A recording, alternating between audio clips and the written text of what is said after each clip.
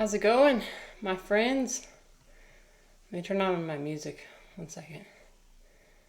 Where's my... Oh, there it is. Hi. We're doing great today. I hope you guys are doing well. Oh, yeah. Today's good. Did I turn on my microphone? I did. Okay. Sometimes I forget to turn on the microphone, so I hope you're doing well. All right, I'm out of focus. Adjust the camera. Mods, help me adjust the camera. Please help me. I need help. Okay, configure video. I will not use, oh, there we go. Okay, wait. Yeah, that looks good. I will not use autofocus even if it kills me. Every time I use autofocus, I immediately regret it. Okay, I think that's good. How are we doing, my friends? Should I do the, no, I'm not gonna do the fun background today. What makes it work really well is if I remove everything in my background. Hello, Bear, how's it going? Hello, my friend. I hope you're doing well. I'm doing pretty good. Just did a little yoga. As you can see, my body's shaking a little bit. I don't know, man. Like, the more I exercise, the more I feel like I need to exercise. It's like, I need to rest every once in a while, I think is important. Yesterday I rested. I didn't do yoga yesterday. But yoga is something you kind of got to ease into. I didn't do a warm-up beforehand, which I should have done, but so that's why I was shaking a little bit. But yeah, that's kind of what the poses I'm working on these days are: Wild Thing and Chaturanga, the base, like some of the basic poses. But yeah, you guys, we've got a very fun mushroom themed stream today. We're gonna switch over to my mushroom overlay. We'll do a little chatting in the beginning while I catch my breath because I'm always out of breath. But I hope you had a good weekend. I had a good weekend. I changed up my routine a little bit, which was fun. I didn't do Spiritual Sunday like I usually do. So I decided that instead of doing a microdose weekly, I will be starting to do it once every other week. Because I learned that when I went to Las Vegas a couple weekends ago, and so I skipped my microdose. And the week that I came back and I did the microdose, oh, it was so good. It was so delightful. So, and I knew this already. I knew that your tolerance builds up really quickly to psilocybin. So I wanted to have my weekly bliss, my weekly dose of serotonin to get me through. Turns out you can self-generate serotonin. I know, crazy, right? You could put yourself in situations that help you generate serotonin naturally. Bear says, I took the day off and consumed 2 grams of B+. 75 minutes ago, I have not have any. Yo, welcome. Should I put my trippy background on, Bear? I'll put on my background. Here, how you feeling? You feeling all right? So I might be heading outside once, and it hasn't settled in yet. That's interesting. Did you eat anything yet today? Because usually for me it takes only like, I want to say like 30 to 40 minutes for me to start feeling it. But yeah, once you start to settle in, that's 2 grams is it's a pretty solid dose. Full stomach, and these are okay. That explains it. That makes sense.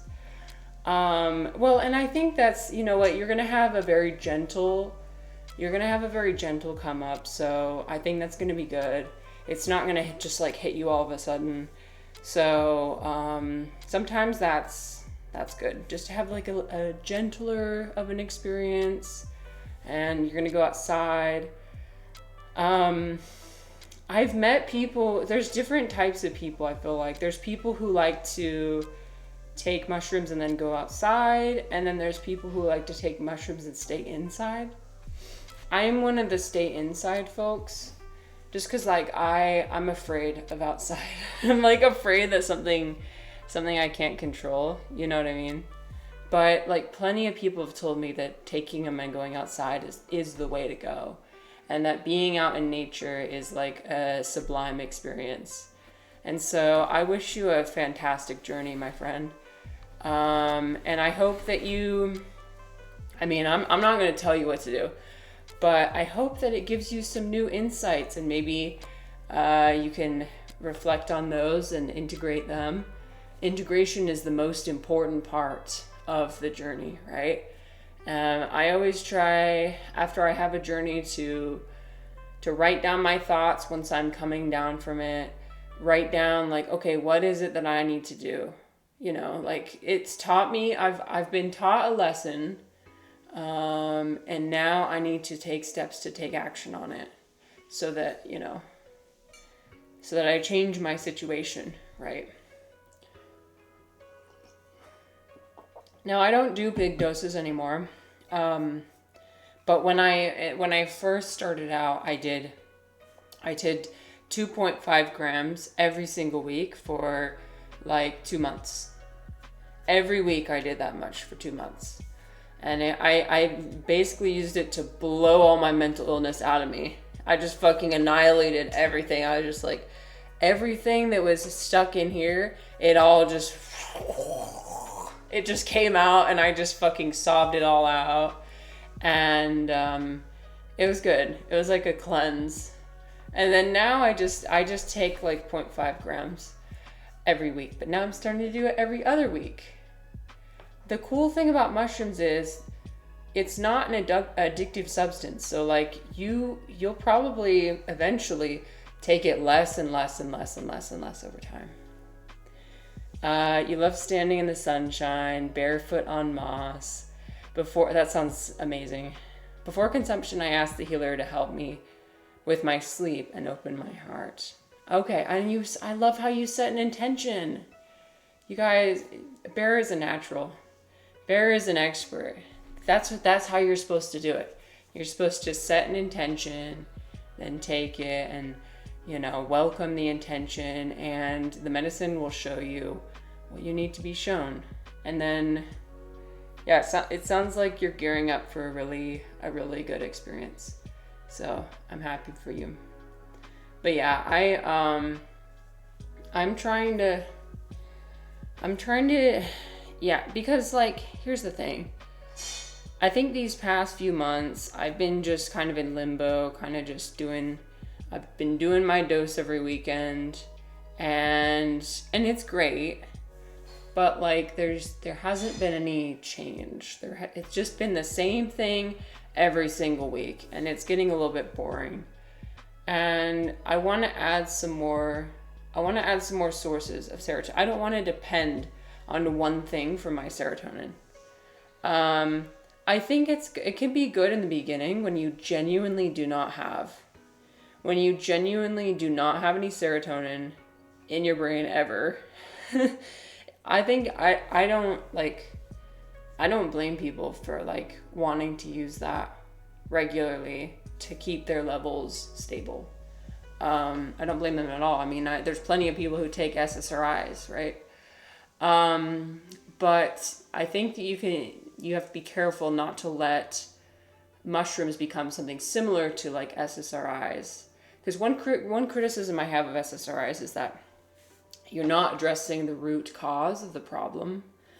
You're just kind of like, and this is for like regular, exact same. I'm not talking about like a therapeutic dose every blue moon or like once a month or something. I'm talking about like regular, like everyday microdosing, right?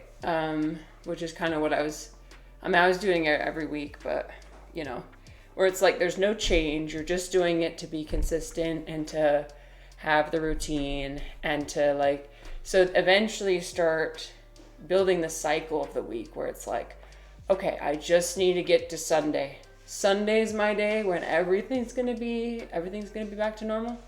So whatever shit happens during the week, I'll just like swallow it all down. I'll just swallow down everything that happens because it'll all be all right on Sunday. And I fell into that trap. I did. That's not to say I'm not going to fall into that trap again. I probably am. But for now, I think I'm breaking out of that trap. I'm breaking out of that cycle of like, this one thing will fix me. And it's like, no, I fix me. I will fix me. Not something external to me. I will do it. And I will use this as a tool to help me, it's a very, very helpful and beautiful tool. And I think that's like what the medicine wants anyway. Not that it's like, it has its own self and its own intentions, but kind of. I think the way that it's meant to be used is like, not as a crutch, but instead as a learning tool. And if you get to the point where you're not learning anything anymore, which is the point that I reached, then I think you need to try something different. So anyway, that was a long rant about my current situation. So we changed our routine. So yesterday I went to, I gotta show you guys. Hold on. I don't like how this erased background. Hold on, I'm deleting this. Add another one. Gotta make sure I don't echo. I'm echoing right now. Okay, not echoing. Putting ourselves down here. Let me just crop everything. I'm gonna crop it off. Anyways, I hope you guys are doing well. My question of the day is, I had a question of the day. My question is,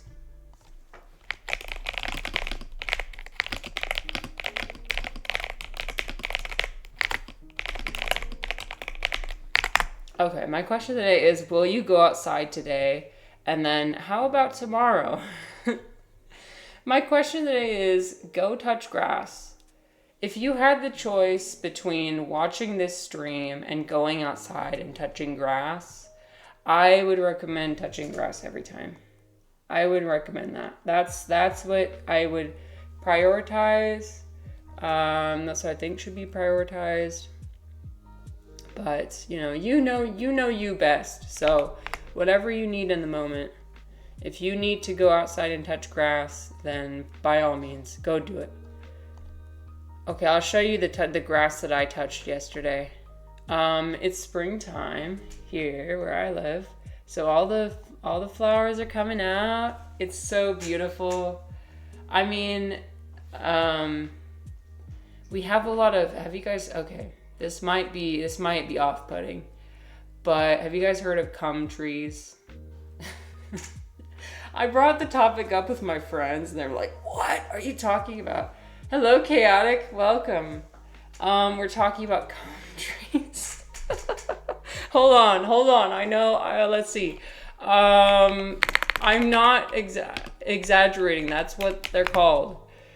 Look. What kind of tree is this, and why does it smell like? Oh my gosh! Thank you so much for the follow. Follows are anonymous, so feel free to just lurk or chat, whatever you want to do. We're doing some investigations of cum trees. But I said that in front of my friends yesterday, and they all just choked on their wine. They were like, "What? What kind of trees?" I'm like, "Haven't you heard of this?" Hello, White Hawk. Welcome. Just received a taco ad. Ironic considering Trump today. Oh God, what do you do today? I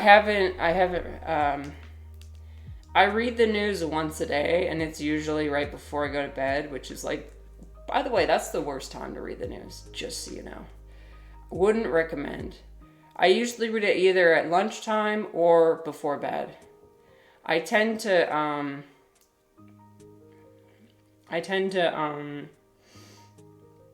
oh, they have the Festival of Colors. I'm probably not gonna see it on my feed. My feed shows me interesting things. I usually look at the New York Times. No, not the New York Times. I look at the Wall Street Journal. I took this leadership in profiles and leadership class, and they said that I should read Wall Street Journal. I also listen to Andrew Callaghan, Channel 5 News. If you guys have any news sources to recommend, I'm trying to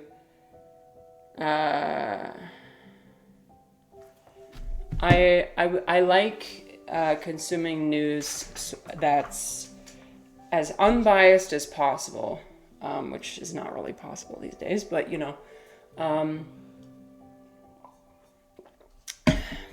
Bear says, I begin every day by immediately going outside upon waking, slowly drinking water, stretching and breathing mindfully. Wow.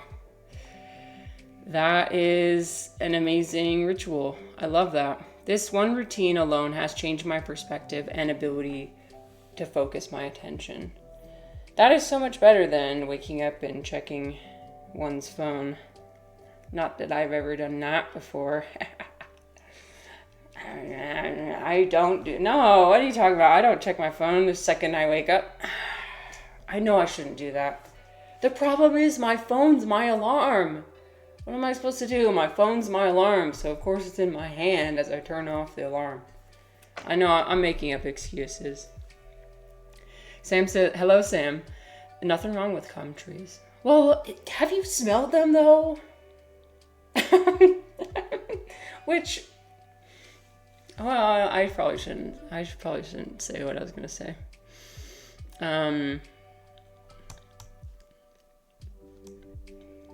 I think they do. Do you guys? Well, okay. I'm not gonna elaborate any more about the smell, but I do agree with the name. I think it's correct. That's all I'm gonna say. It's just like, I don't know. It doesn't smell fresh. It smells more like. It just permeates the air. Like if there's any other flower or mowed grass or like wet dirt or any of those other pleasant smells, it just completely overpowers everything. And I mean, they look beautiful. They look very beautiful from the outside. But I mean, I have a really big nose, and so I'm very sensitive to smells. And so it bothers me, but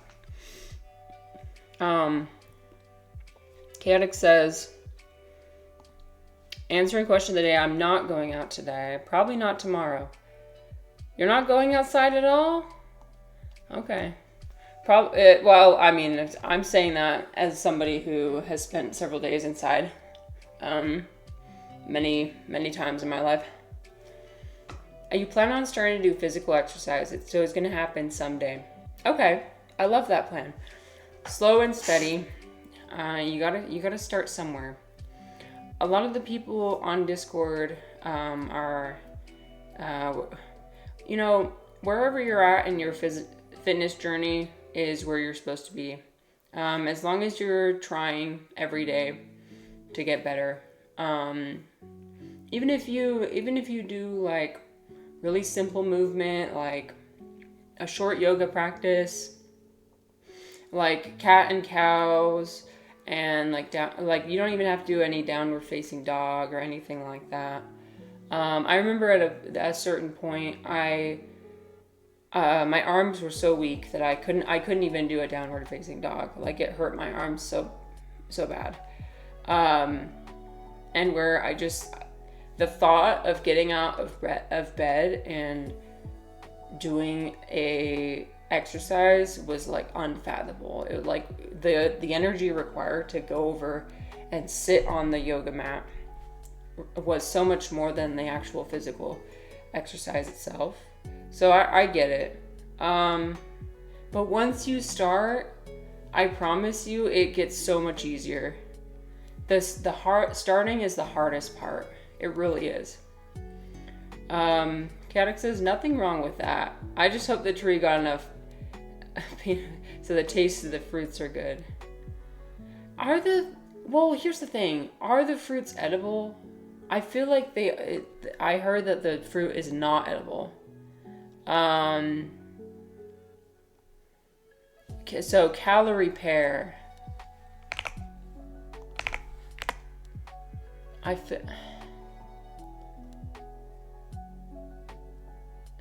Bradford pear. Oh look, so look, the fruits which are often they're assumed to be inedible, but looks like they are edible. Oh, but it looks like they're not even that tasty. So the seeds are, cherry seeds are also full of cyanide, so that's not really a concern. So they're just really small and hard, almost woody. And then they're usually eaten by birds. Yeah, so I don't know why people plant. Because they look beautiful, but they just smell so bad. They smell so bad. Okay, can I show you guys some... Oh yeah, I was gonna show you what else I did on Sunday. Guys, look at this stained glass. Yo, this is crazy. So this is in the new Utah Capitol building.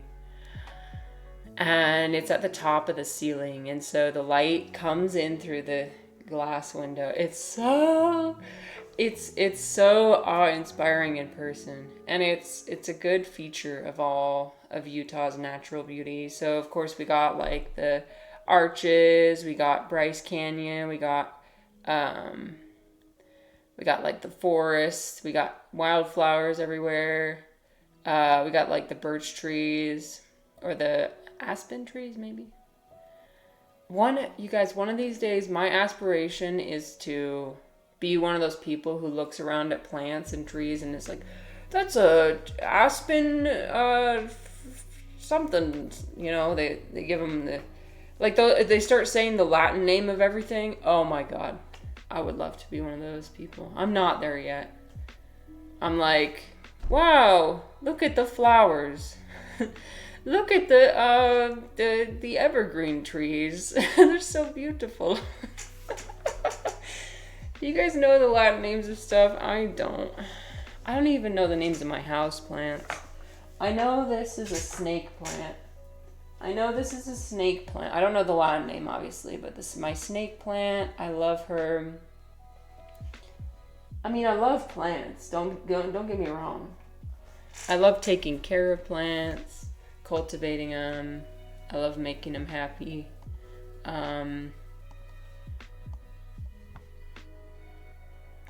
I never got an answer about what Trump did today. Okay. I guess I'll just assume it's bad. I don't know, man.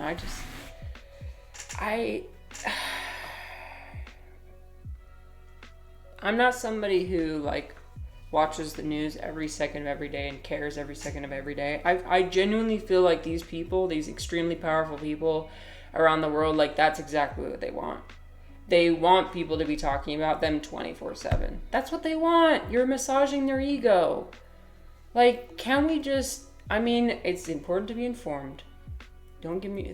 that's important. But also, do we have to talk about them all the time? I don't know. Okay. Look at these mushrooms. Look at this mushroom wall art that somebody did. This is awesome. We got a mushroom themed stream today. As usual. I wonder how they made it. Did they give any information?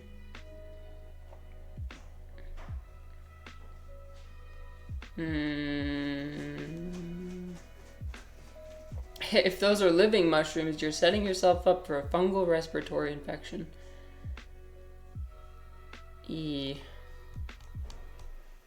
Well, I doubt they wouldn't be living. I mean, they wouldn't last. Like, mushrooms last maybe like a week.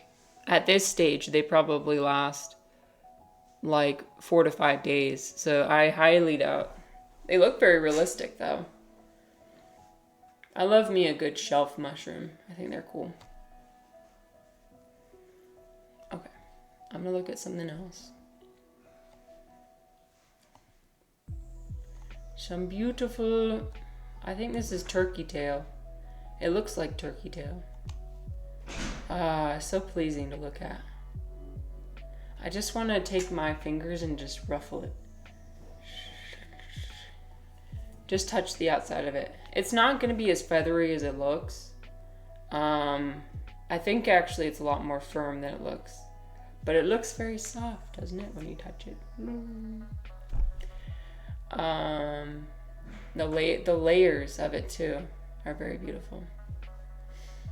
I was watching a lot of mushroom videos this weekend, and I was getting very excited. I want to go to, well, I'm not going to get to that yet.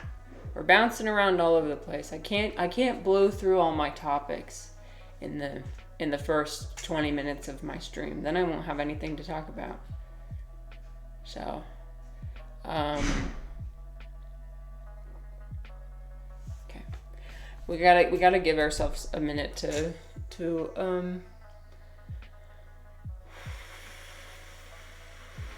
we're breathing out everything that we hello Orange, good afternoon, good afternoon, good morning.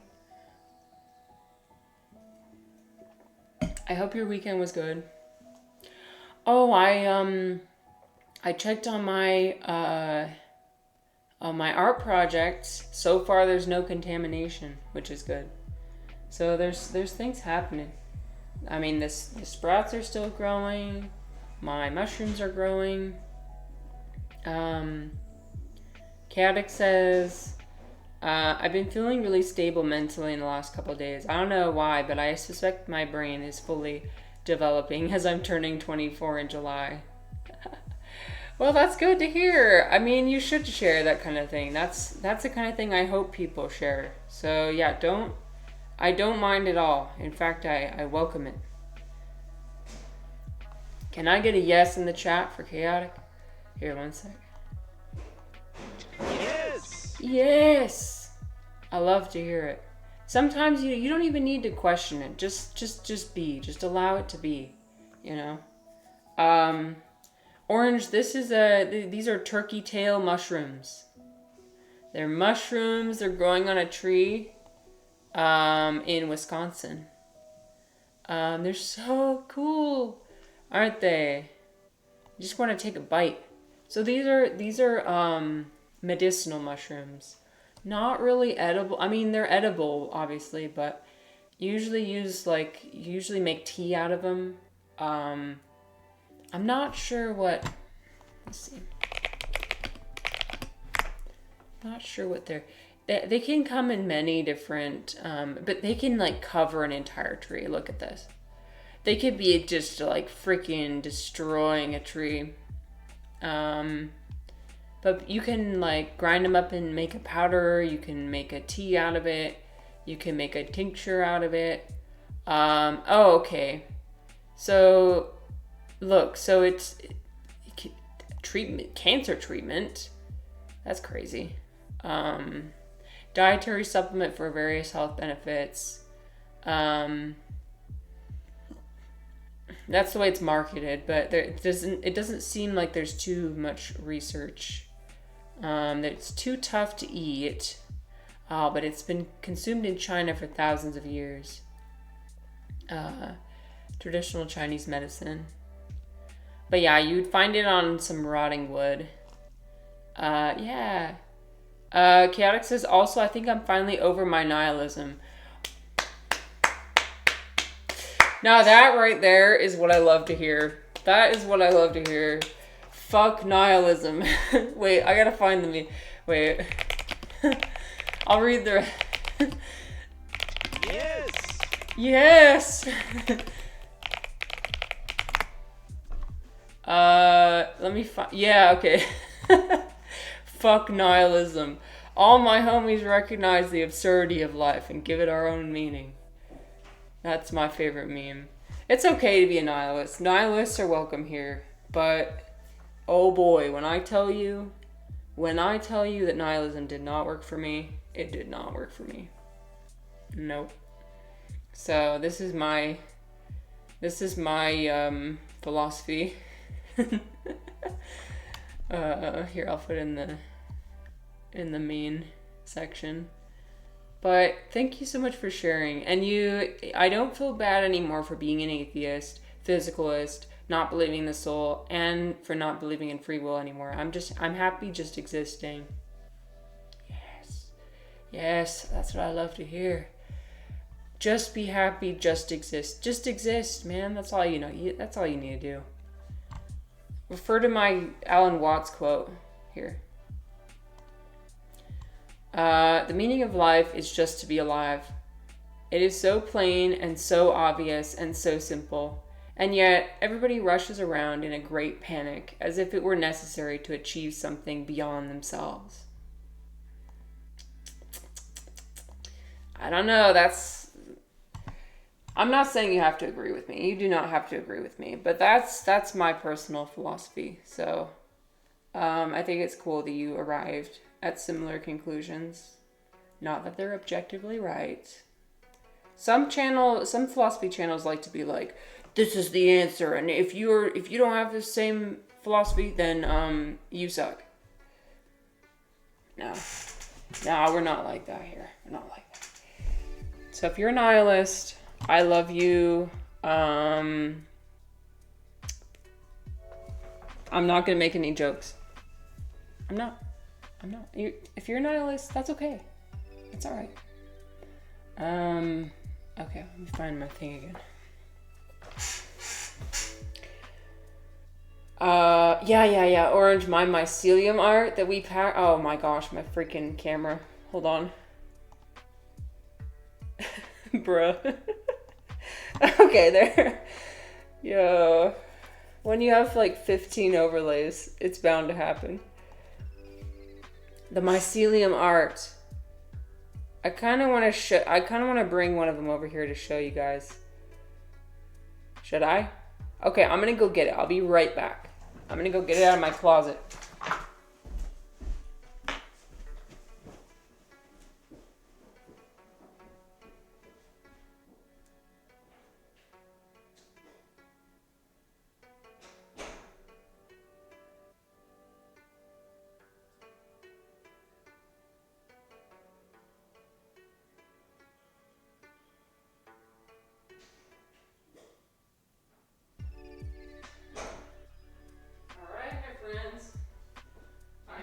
Cake for you.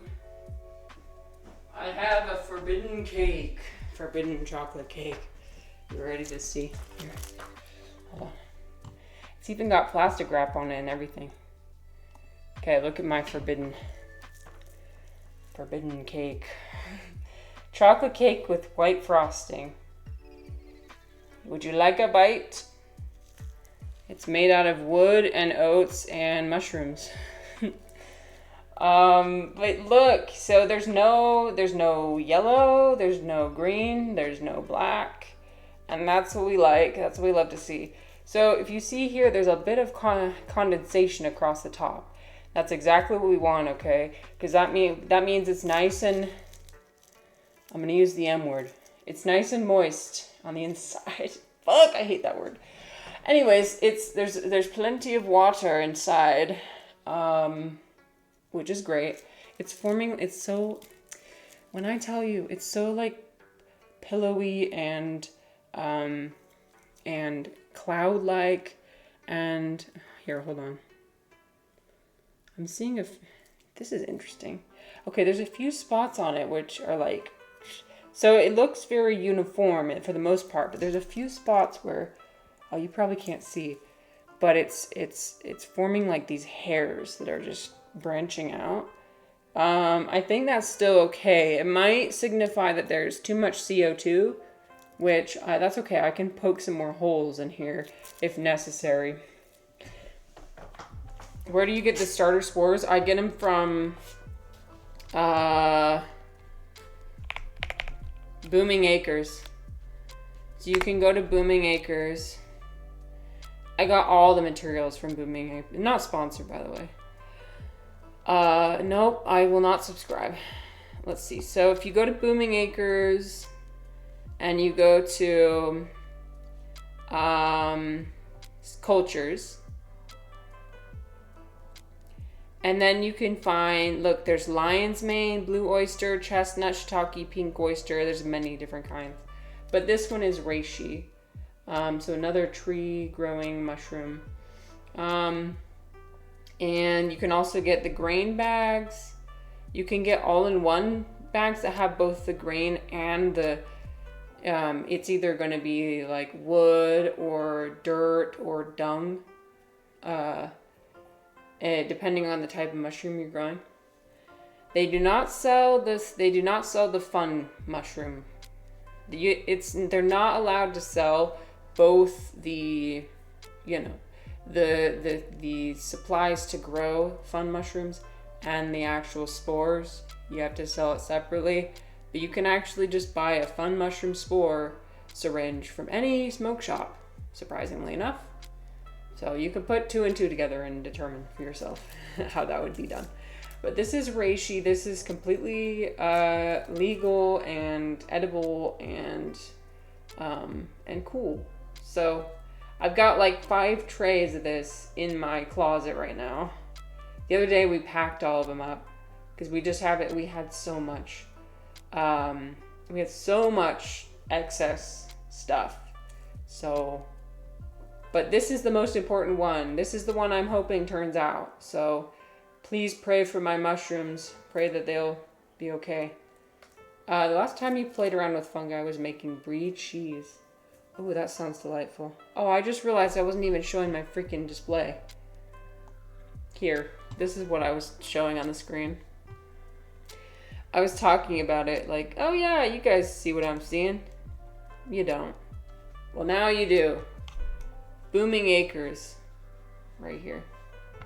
And then you just go to liquid culture syringe. So you go to the catalog, and then you go to cultures, and then you go to this one.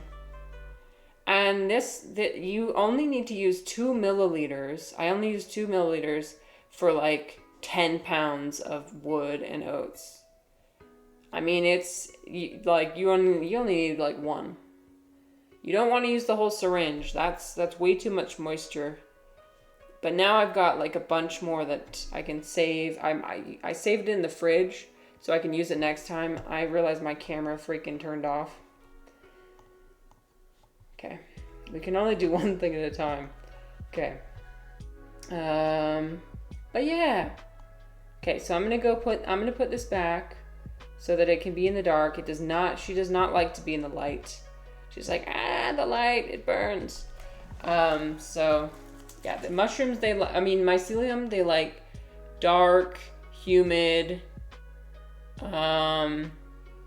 minimal airflow, high CO2 spaces. Because, I mean, they're supposed to be underground, right? So that's what... yeah, so this is in liquid form, usually... Well... I mean, you can get different forms of it. So you can get like there's a agar plate, which I would not recommend. Like, unless you're an expert and you've got like a fume hood and everything. Whew, this is the most simple. This is the easiest by far. And this is a liquid culture. So I misspoke. A spore syringe is a bit different than liquid culture. What you would buy from a smoke shop is probably a spore syringe, which is like just one step backward in the process. This is like, a liquid culture means the spores have been propagated a little bit more onto an agar plate and then taken into a liquid solution here. So it'll be way quicker. Like something that would take 6 months takes 1 month. Something like that. Like, but also reishi just happens to grow really fast. So, like special kinds of mushrooms, they take like 6 months to a year to grow. This took this whole process. I mean, I can look back in my VODs, but I want to say like 1 month. So super fast. Okay, I'm gonna go put this back. I'll be right back.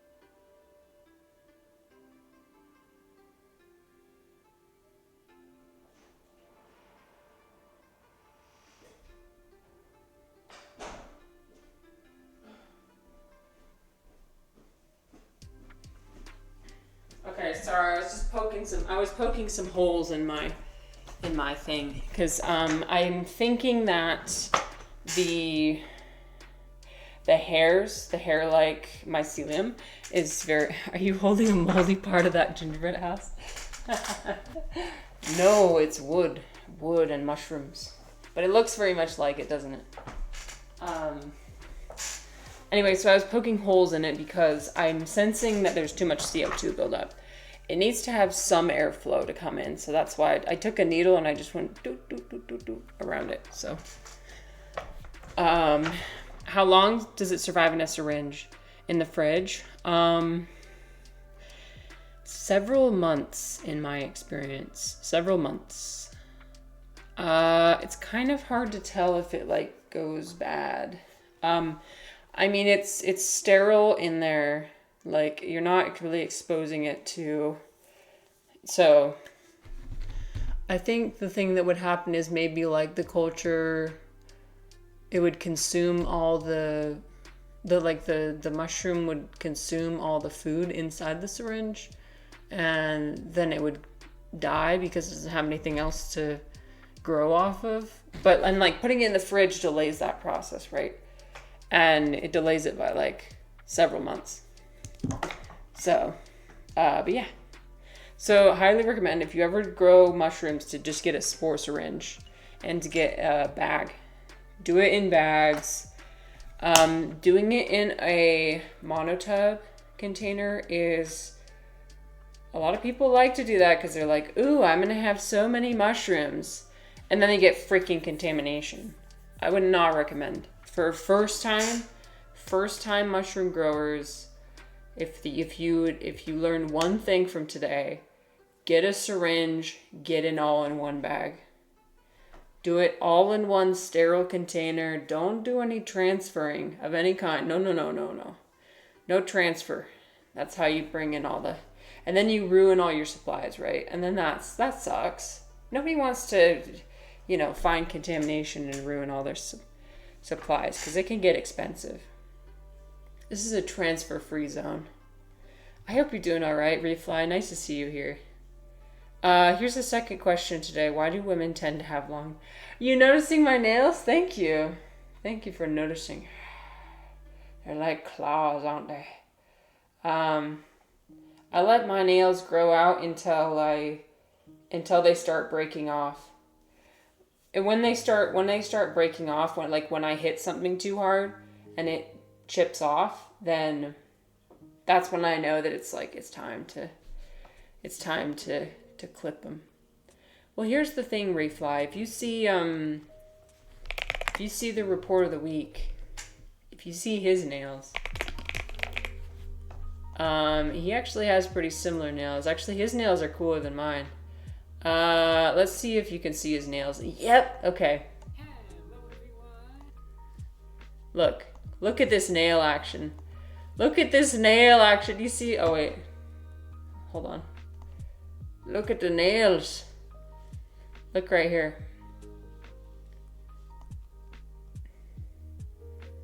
I love him. He is so vampire coated in the best way. Words cannot describe how I feel about the report of the week, a review bra, if you will. I have one of his shirts. I bought one of his merchandise shirts because I'm a huge fan. He's just so wholesome. He's living his best life. He's being his authentic self, which is to comb his hair back. I mean, he has his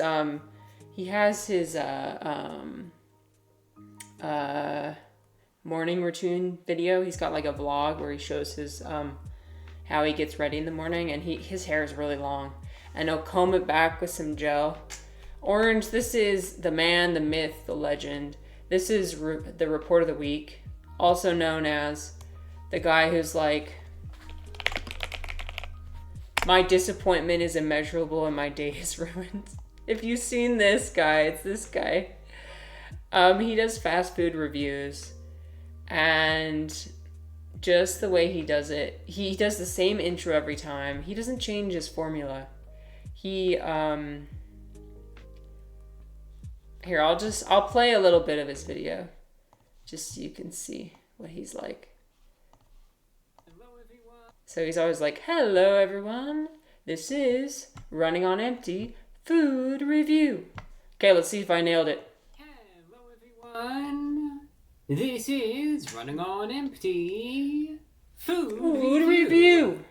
Well, hello ladies, gentlemen, and everyone watching. This is the report of the week. Hello ladies, gentlemen, and everyone watching. Welcome one and all to this newest edition of the Running on Empty Food Review series. I'm your host, Report of the Week.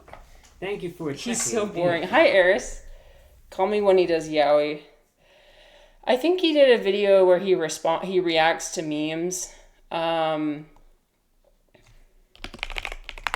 love the thumbnail of it.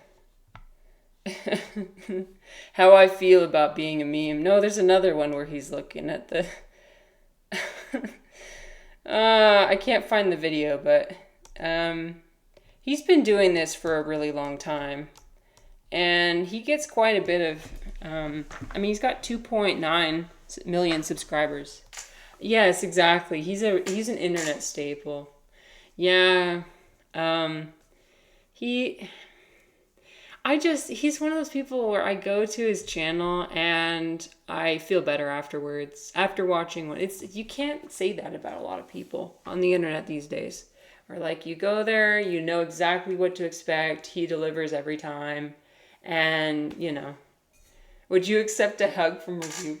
Of course I would. He might scratch me with his nails as he's wrapping his arms. Just caught your first yawn. Heading outside. Well, Bear, I wish you safe travels. I wish you a great journey. It seems like you're already headed for a fantastic journey. So sending so much love to you, my friend. And I hope you come back and share some of your insights when you are finished. Yes. And I hope to see... Oh, guys, you should go follow Bear. He's going to start streaming. Okay, hold on. He's going to start streaming. So Bear is a therapist. And if you want to introduce yourself too, you can. But he will begin his streaming journey on Wednesday.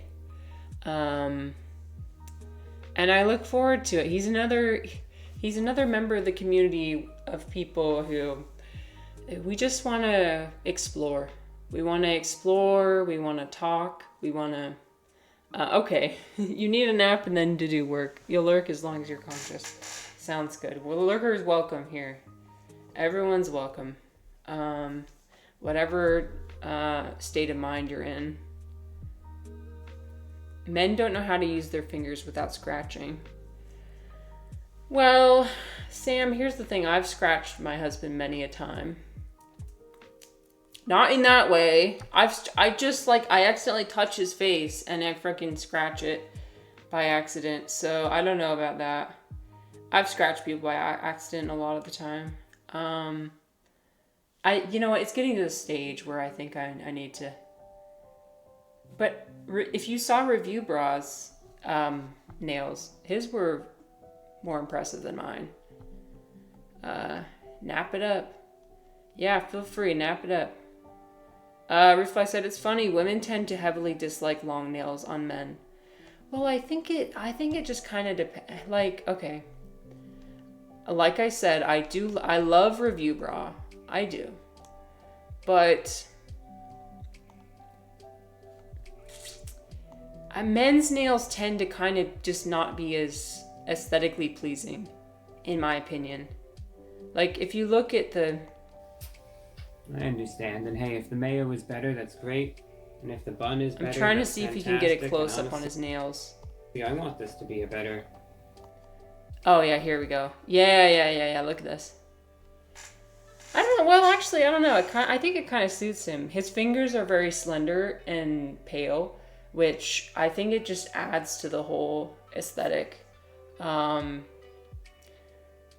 like, I think as long as you keep your nails clean, then there's no issue. But if your nails start to get, like, yellow and dirty, then a long nail is just not a good idea. He needs to get outside more. Well, yeah, it's so from what I've learned about his lore is that he I think he has insomnia. And so he does a radio show like late into the night, like until like 3 a.m., 4 a.m. So I think his schedule is that he stays up all night and then goes to sleep during the day. He's so, when I tell you he's so vampire coded, I love him so. If I met him in real life, I would freak out. I would actually probably scare him, to be honest. I'm his biggest fan. No one else. I've listened to him so many times. Like, I started listening to him, I want to say 10 years ago, when I was starting college. And he was just like my anchor. I was having a really rough time with my mental health. And like his voice is so nice to listen to. And I would just put on his radio show and he'd just be... the way he talks about things, it's so like...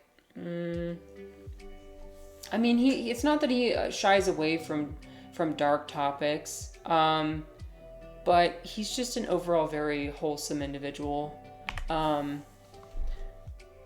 Just very gentle, very kind, very welcoming, just all the things, all of them. So anyway,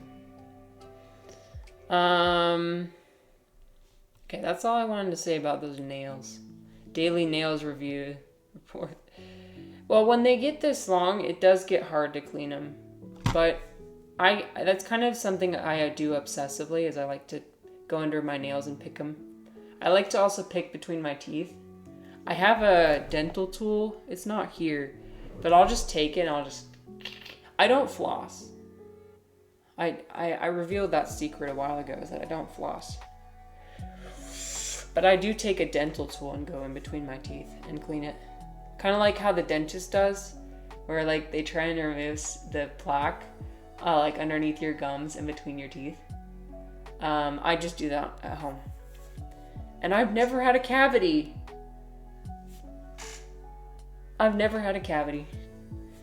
Ma, it's linked to the no flossing article. I would not recommend. Everyone, you should floss. You guys should floss. Don't do what I do. The reality is that it's probably just genetics that's kept me going this far with no cavities. So, and like obsessively picking my teeth. So, but anyway, what did you guys do this weekend? Did you do anything fun? Oh, can I show you what I did? Oh no, there's gonna be an ad coming. Frick. I'm gonna snooze the ad. So I didn't do my spiritual Sunday. I didn't take my microdose. But what I did do is I did go to the drum circle. Yes. Okay, this is old footage. Mormon Jeebus blessed teeth. Perhaps. Maybe Jesus blessed my teeth. I don't know. I didn't technically pray for good teeth, though. Okay. Hold on. Let me make sure the music isn't too loud. Sorry for blasting your eardrums. Orange says, I baked a lot and brewed some beer. Ooh, homemade beer? Whoa, that's cool. Oh, I've always wanted to make, like, homemade alcohol. I would make wine, probably. I'm a wine person, but that's cool. I don't even know how you would... Beer is something you make from wheat, right? I don't know the first thing about beer, but that's cool. Okay, look at this. I went to the drum circle.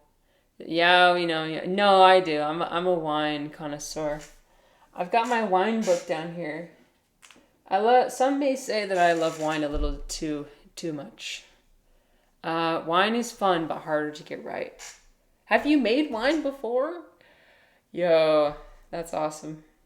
My dream, you guys, is to have a vineyard and like have my own winery. Oh, that would be so amazing. Oh my gosh. I would love that. Just the whole process of growing grapes, like just growing something and making it with my hands. And then like, Orange just made prison wine before. I'm sure he has. No, but like, it just seems like it would be really satisfying. It would take a lot of work, obviously, but okay, look at this. So here's some footage from a few years ago. This is basically what it looked like yesterday. Hey Ben, go say hi. So you got a hill back here. So I wasn't like in the midst of it. I was on the outskirts. We put down a picnic blanket, I want to say, over next to the hill, and we were looking over at the drum dancers, and just enjoying the ambiance. Oh my god, I want to learn how to belly dance. That's so iconic. Yeah, but there's people doing like hula hoop stuff. There's people doing juggling and balancing. Do you also expose your back tattoo? I was saying to my husband, I was like, okay, here's a better look. I couldn't find that much footage of the, because it's just a bunch of people living in the moment. We're all just showing up at the park, and nobody's on their phones. We're all just hanging out. I feel like a real hippie, you guys.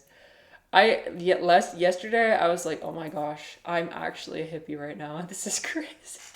I'm living out my dream right now. I'm a little bit too obsessed with hippies to be honest. And you know what? I think I'm not a real hippie yet because I kind of showed up at the drum circle like an anthropologist would instead of an actual, I was like, we were observing the hippies, observing their behavior. But yeah, you just come out, you chill, you put your blanket down. The blur is just horrendous. Let me see if it shows anything else. Ah, okay, here. Gongs and Tibetan singing bowls and flutes and... Bruh? Wait, why is he just zooming in on this guy's... Okay, whatever. To check you guys out sometime. Come down there. I love the cameraman. We love it. I know I will. Welcome to film it. So just go on your Facebook and I can set up an appointment. Okay, I truly thought he was going to show a different angle, but what if you just wanted a calm moment in the park? Well, too bad, Refly. No, it's a giant park, you guys.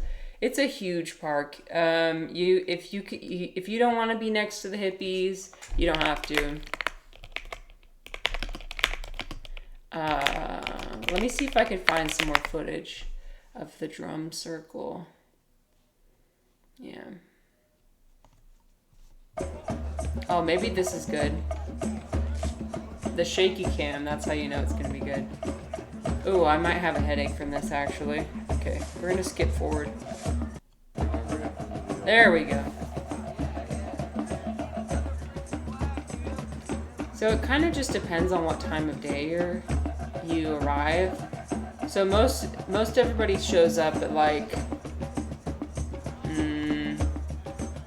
like 3 p.m., 4 p.m. is the peak hours, but people start showing up at 11.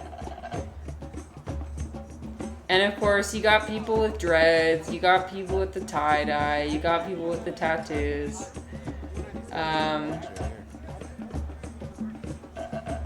There's this guy yesterday who most of the people there were like either mildly high off of marijuana, or sober, like genuinely completely sober. They were just high off of life. That's what I was. I was high off of life, baby.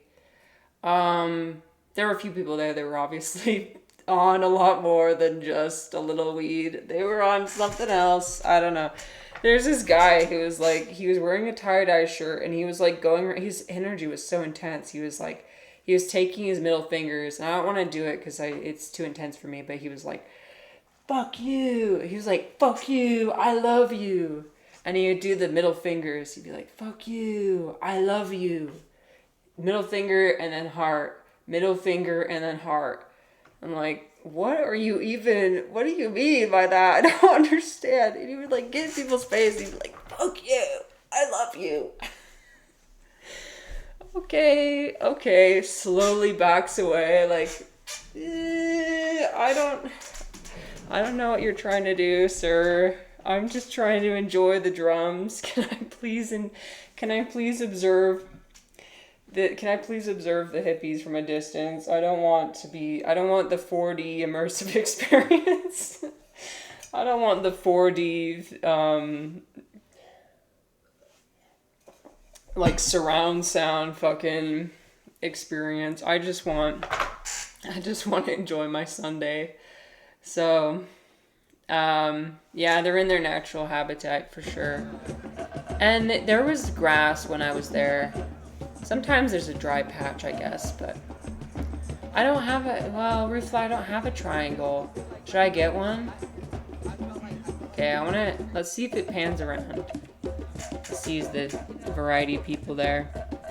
So I think it's put on by a local nonprofit, which is cool.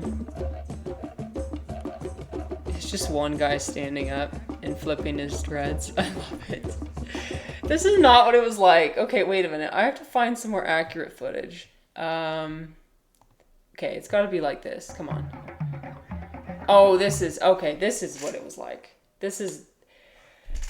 Okay, so this is what it was like. There were people in hammocks in the background. There were people on the hill. There were people sitting on the hill, and there were people doing hula hoops. There were people with like dresses and scarves dancing around.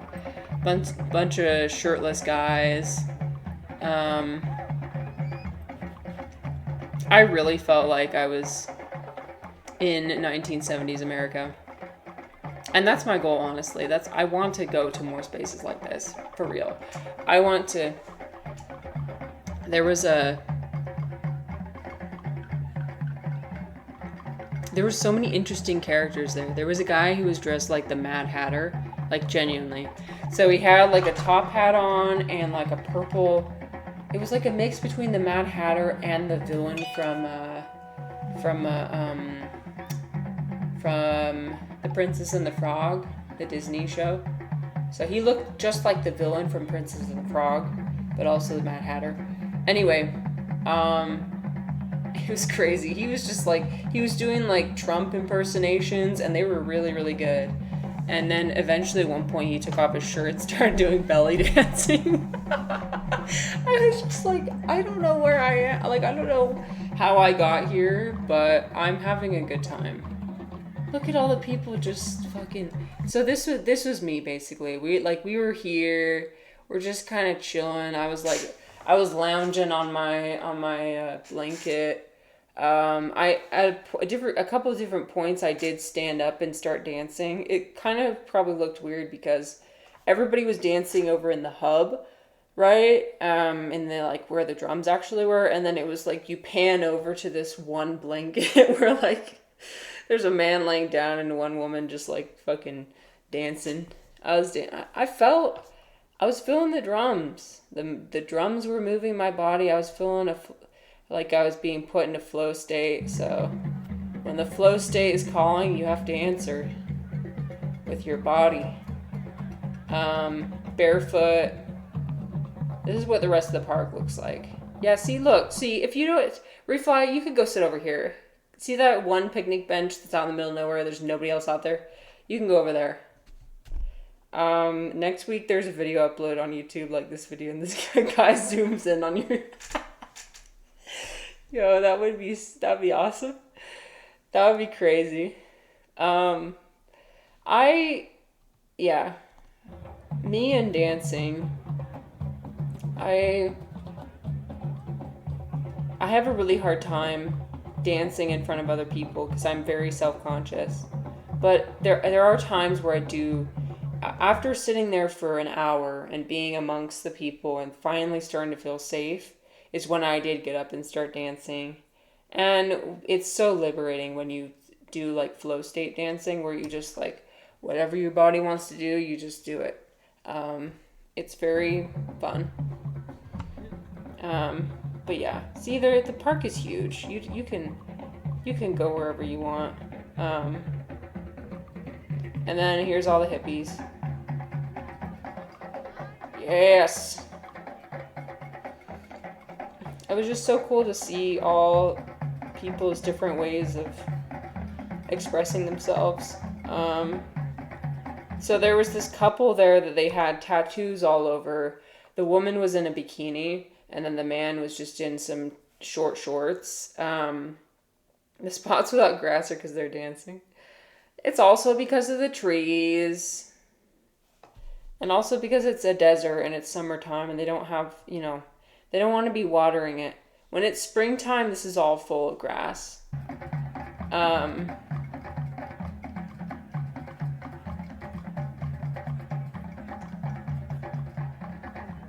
So there was a guy that kind of like, I'm trying to find somebody who looks like him. Both the man and the woman had really long dreads, and they were like super tan. You could tell they just are out in the sun all the time. And they were doing some tantric something. I don't know what it was, but it was something. My husband and I were starting to question, like, is this okay to be doing in a public space? I don't know. She was sitting on top of him, like they were both facing each other. She was sitting on his lap, and like they were like hugging each other very intensely and like stroking each other very intensely. And they looked like they were very blissfully happy and having a good time. And sorry, I didn't realize my camera. They were like smiling the whole time. And I want to say we were there for 2 hours. So they were like smiling the whole 2 hours and just hugging. Smiling and hugging, baby. It's impossible that these people would not like techno. You think they would? I mean, I don't know. But look, see, there's plenty of people just out here chilling, just enjoying. You don't have to go dance if you don't want to. There was one guy who, he was shirtless and he kept screaming.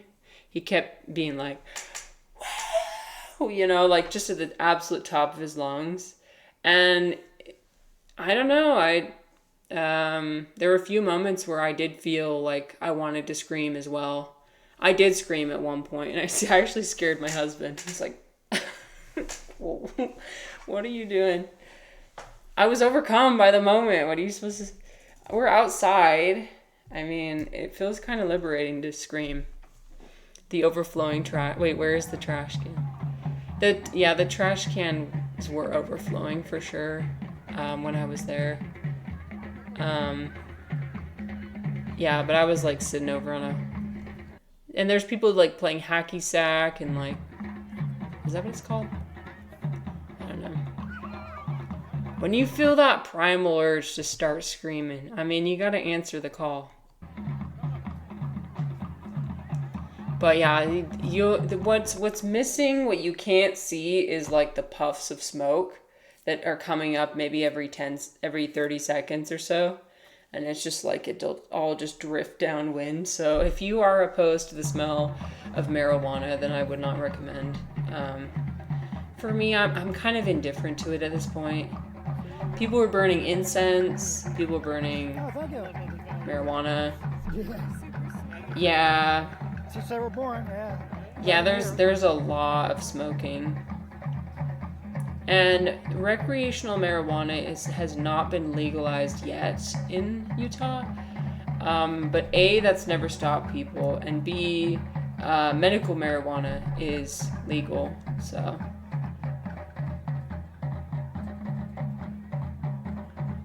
But anyway, I just wanted to share. That was what I did on Sunday. Oh, it's so cute. Everybody's just like chilling. You guys, we need to do more of nothing. I urge you, I challenge you, in fact. I challenge you. One time this week, spend 2 hours doing absolutely nothing. Absolutely nothing. No reading a book. No watching TV. No looking at your phone. No, you just fucking sit. You just sit.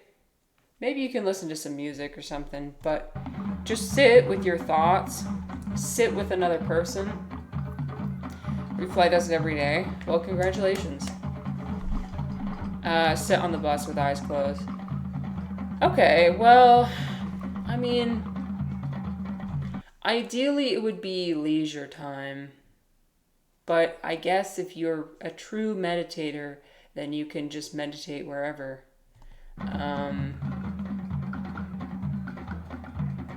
Personally, I fucking hate sitting on the bus.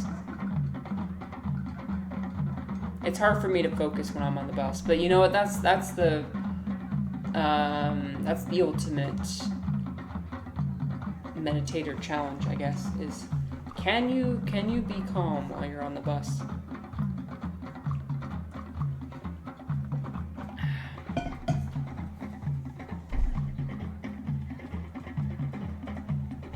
I love the zooming in. The camera's like shaking like crazy. Okay. Before we start to give each other motion sickness, let's finish that off. Anyway.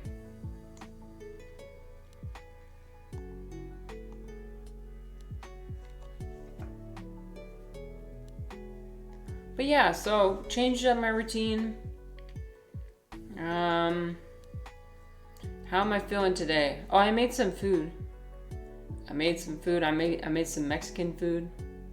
You're a certified bus meditator? That's awesome. Congratulations. I sat outside with my friends and drank wine. We just sat and we watched the sunset and just talked about a lot of stuff.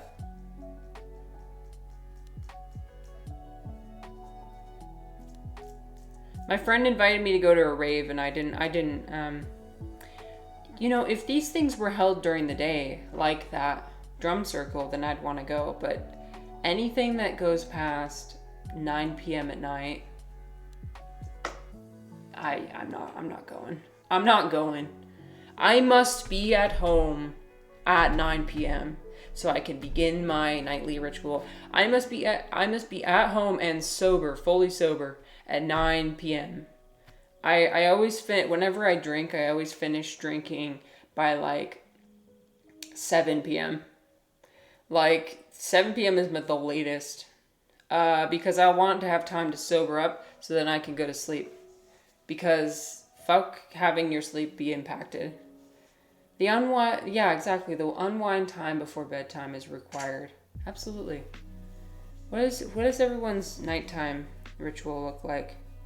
Mine is, well, mine varies. I have like, I'll have like fuck. Okay, sorry. My brain's telling me, whoa, your energy is a little bit too strong, so you need to calm down. So that's what we're doing. We're gonna calm down. Okay. No one's chasing you. No one's chasing you. You don't have to say everything with 1,000,000 miles an hour and as much enthusiasm as you can muster. Nope. You can just say what's on your mind. And you can...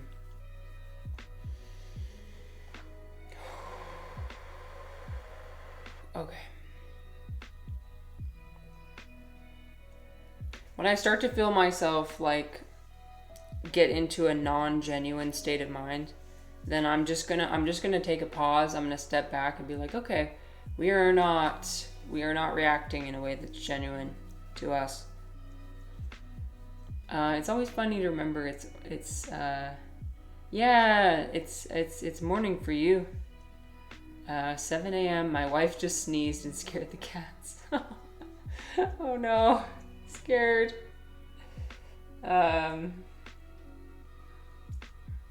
Yeah, Toby always gets scared when I sneeze too. But when she sneezes, it's so adorable. There's nothing more wholesome than a cat sneeze, or a cat anything really. She was trying to eat my chicken this morning. I was making Mexican food. I was making chicken, and I was cutting up the raw chicken, and of course she wanted to eat it. She wanted to snatch a little piece of it and like lick the cutting board, and I'm like, no, because cats can get salmonella too. Like, it's not like they're immune or anything. So I had to lock her away. I had to put her away in her room, and she was not very happy about that. But ooh, oatmeal strawberry yogurt. That sounds yummy. I had a few things I wanted to talk about. So we talked about I switched my laundry detergent. Bruh. Boring. Okay, let me tell you why that's important. Do you guys ever get your clothes to be like really, they start to smell? After you wash them? My clothes were getting to the point where, like, because I exercise a lot, you know, I sweat, the whole outfit gets sweaty, right? And I wash it like right after. But so like my husband got this natural laundry detergent, like these natural pods, and like we've been using them for like a year or so, but I just noticed my workout clothes were just smelling so bad. Like they smelled like, it was almost like a sour kind of smell, not like a sweat smell, but more of like a sour smell. So it turns out if you don't have an enzymatic cleaner, like laundry detergent, to wash your clothes, then yeah, the clothes start to, then the metabolites or something, there's remnants that remain that a natural laundry detergent doesn't get out. Sodium carbonate. Is that baking soda? Because you guys, I soaked my clothes in baking soda at one point, and then I washed them. And then I soaked my clothes in vinegar, which I also looked up. And that still did, well, the vinegar helped a little bit. So if you really want to just be like all natural, then I guess you can do vinegar, and that'll be fine. Orange boils them. Okay. I didn't try boiling them. But I gave up. I was like, okay, I'm getting some Tide. I have to. I have to have my clothes smell good. And then I used the Tide. One wash later, all my clothes immediately smelled amazing. I was like, oh, this is why we have our, sodium bicarbonate. Oh yeah, okay, sodium bicarbonate. Yeah, for some reason that didn't really, I probably just didn't use enough. But like, I don't know, Tide. Trust me, you won't need chemical stuff that is way more expensive. Well, here's the thing. Like, one wash, and it was like instantly 180 difference. I smelled my clothes and I was like, whoa, this is what clean clothes smell like? And then I started smelling all my old clothes and I was like, oh, fuck. And so I threw them all in the wash and washed them with the Tide. So maybe what I'll do is I'll use Tide maybe like once a month. And then I'll use the natural whatever. Reflex said run a cycle of 60 degrees or 90 degrees without clothes inside, but just a cup of sodium bicarbonate. Oh, you guys think I don't have the washing water hot enough? Bruh, I don't know. I put it on normal and then it figures it out for me. I set the washing machine to normal. And sometimes I don't separate the whites and the colors, so I just throw it all in there. And okay, add sodium bicarbonate. Okay, I might.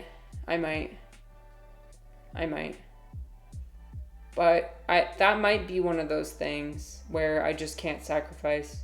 I am trying to swap out a lot of things for more natural things. Like, for example, you guys can't relate to this, but I just got my new panty liners, which are like, they button around. So they're cloth. They're made out of cloth. Because I want to stop using the disposable ones. Because it's so much trash, dude. It's a lot of trash. And so you can just wash them. And add that spore syringe and grow shrooms as you walk around. Hey, now that's a good idea. Oh yeah, when I cut myself with the syringe, I'm not seeing anything so far. I'm not seeing any mycelium growing in. But I'll keep you updated. Yeah. There's some things that you can do natural, and I feel like other things, like deodorant, for example, I will never make the switch to natural deodorant. I just won't. I know that the aluminum-based deodorant is not good for your skin. I am aware, but I cannot smell. That's one thing I will always prioritize is like, I cannot smell. I want to be a good smelling person, and that's my husband doesn't even wear deodorant. He doesn't need to. Imagine not having to wear deodorant. I'm so jealous. By the way, I'm eating my green tea leaves. I'm eating the green tea leaves that I made tea out of earlier. Yeah, they don't. Yeah, reflight.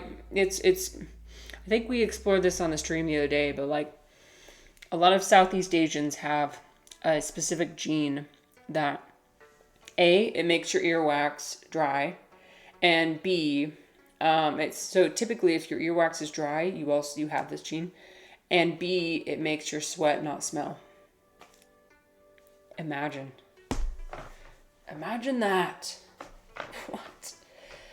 It's not fair. That is just not fair. Then again, he has terrible teeth genetics, so I won the genetic lottery for my teeth. So I would rather smell and have good teeth than not smell and have bad teeth. So, Reflex said, I have the gene when I eat certain fish. My piss smell. What? Wait, I've never heard of this. That's crazy. That's so interesting. Or it says, do these Asian people think white people stink? No comment. My husband has said yes. I think. I'd have to ask him again. But the concept of deodorant is definitely very interesting. It's hard to find deodorant when you're in China.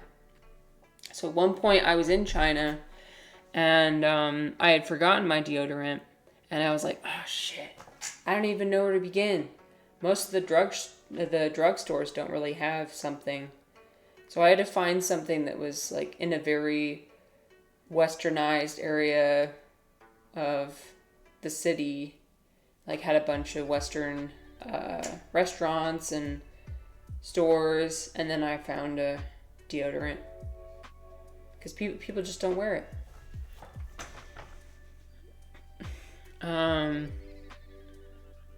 Yeah, bodies are interesting. Bodies are crazy.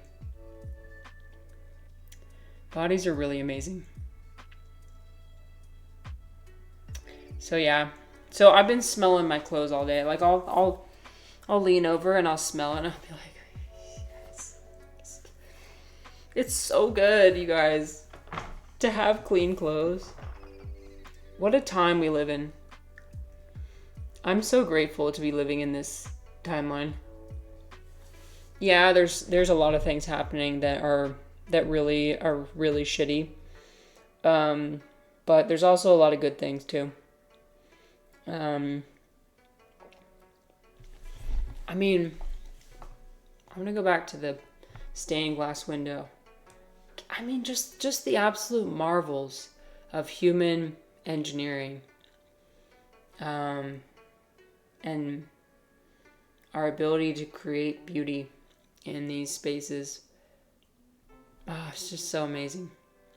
So all things considered, I'm glad to be alive right now. I don't know how I honestly don't know why I ever was not happy being alive. I know it comes down to neurochemistry, and I had a very poor neurochemical start to my existence. But looking back, I'm like, how could I ever have hated life?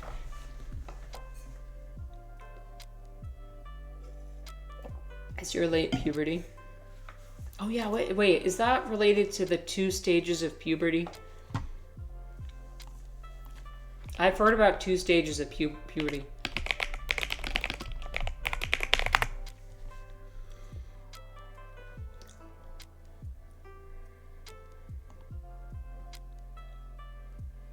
Okay, no. For some reason, I heard that people go through 2 separate stages. I don't know where I heard that.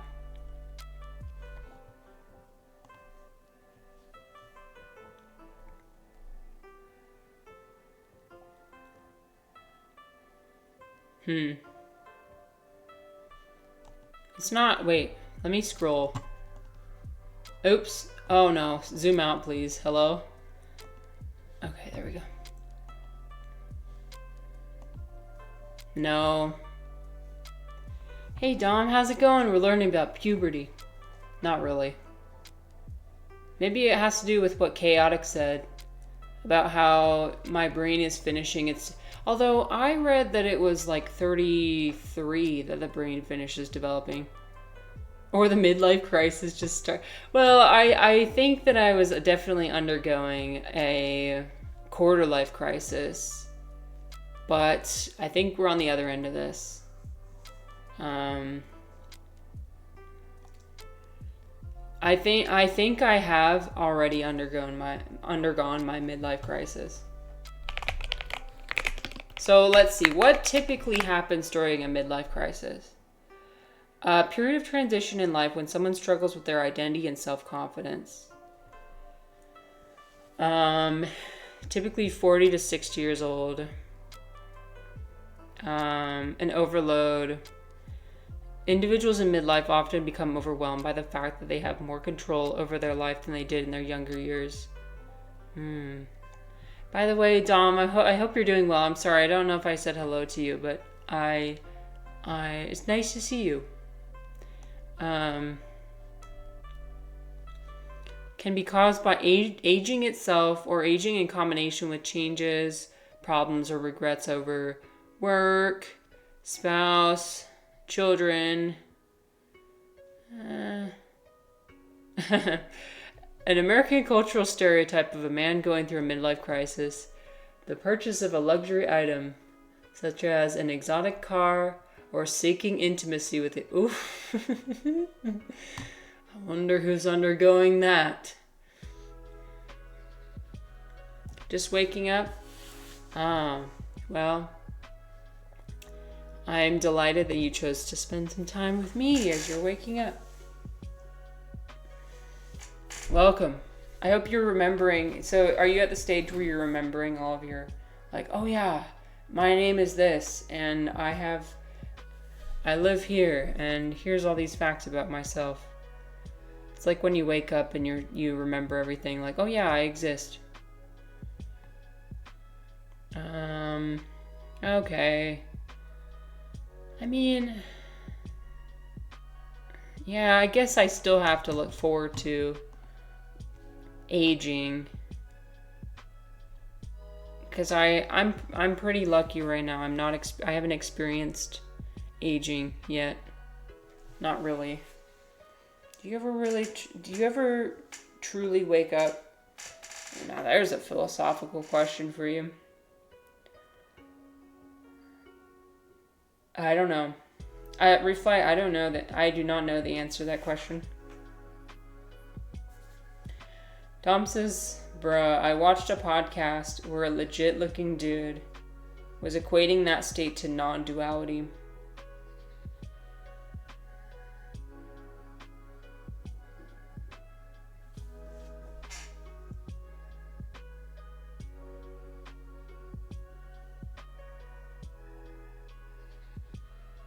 I mean, well, when I think about it, it's the state when you don't really have a self. Right? So maybe you still feel like a subject experiencing objects. Okay, so then it wouldn't be a non-dual state. Well, when I'm first waking up,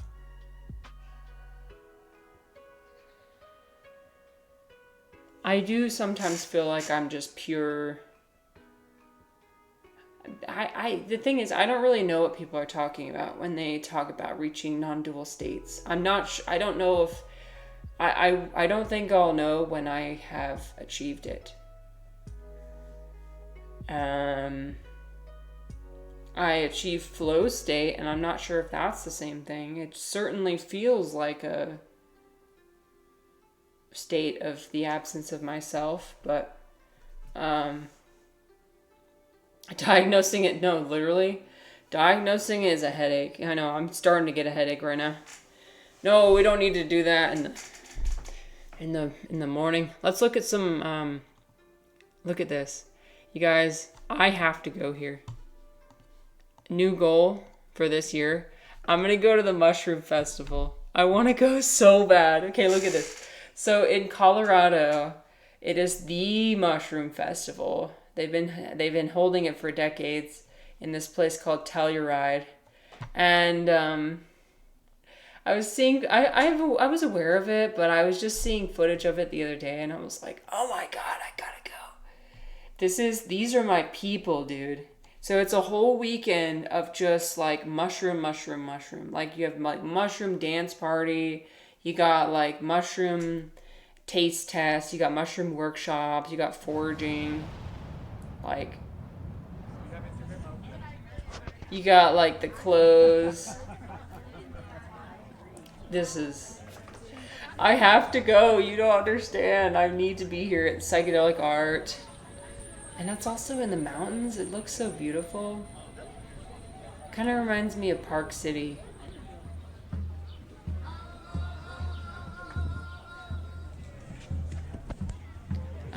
I gotta show you guys the mushroom outfits.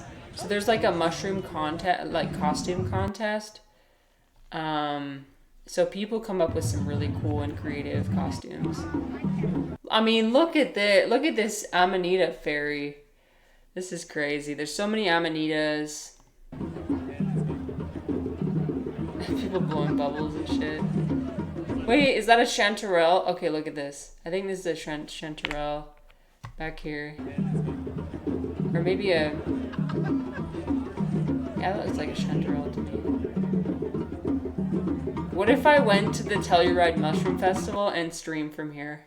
Yo, that would be insane. Nam says even just within branches of Buddhism, for different states, people use it differently. Yeah, that makes sense.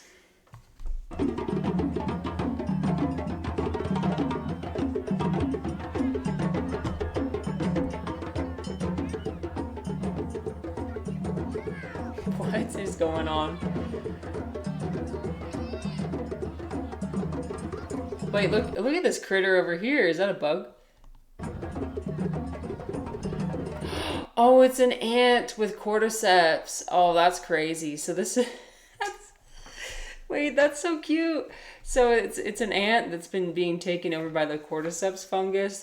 It's that one that the one that is in The Last of Us. The one that sprouts out of the ant's head and like mind controls it. I return to my room and the first thing I see is yes, Refly. So the football, they could have painted it, but you know, it's fine. Hello, Chozo. Chozo, this summer I'll be streaming from here. Just you wait. In August, you're gonna see, look at this vista back here. This is so beautiful.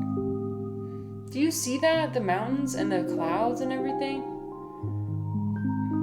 By the way, thank you for the redeems. I'm going to make a potion out of those if we get a third one.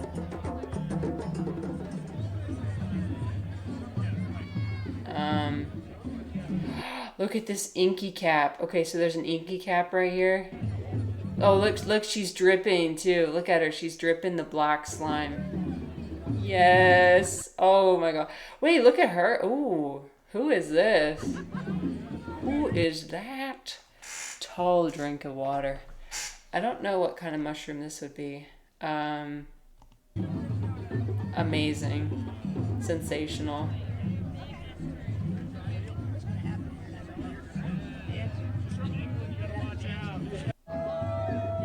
Yo! Whoa! Wait, are those real mushrooms?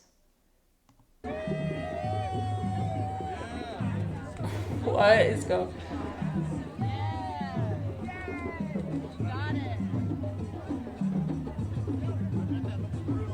I have to go. Wait, this is the bleeding tooth. Okay, hold on. I think she's this one's a bleeding tooth. That's cool. It's like a white mushroom that's got red droplets of liquid.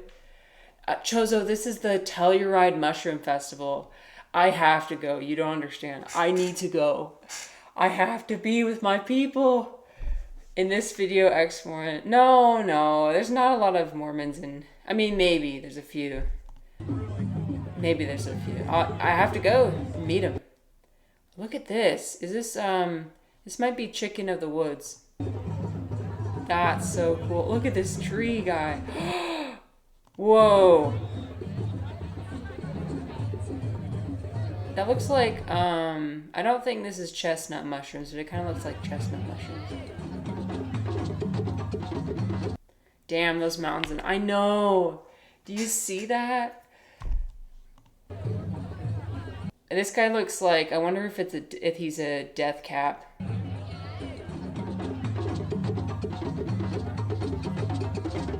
So this is the mushroom parade. So they have it like the end of the festival on the last day, and everybody comes out in their mushroom attire and and they walk through downtown. But this one is so cool. Oh wait, this is a chanterelle, and a morel right here. These ones are really tasty. I've heard. I haven't eaten one before, but I've always wanted to.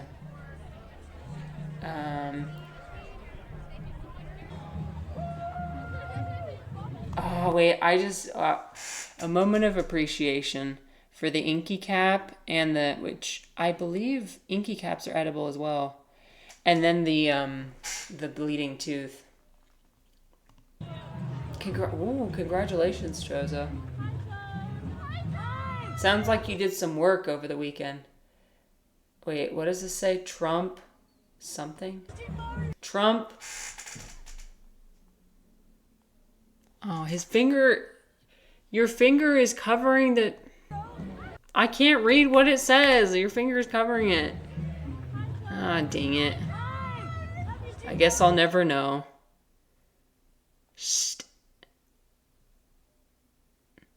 What would that say? Stay by something stabile.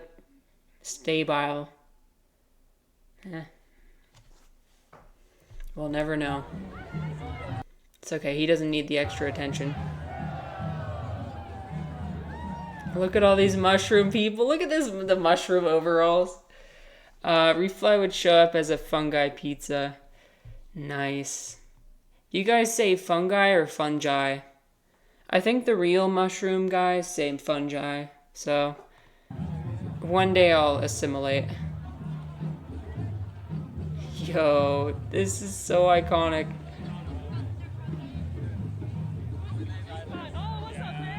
I love this chanterelle. I love the interpretation. Oh, disco mushrooms?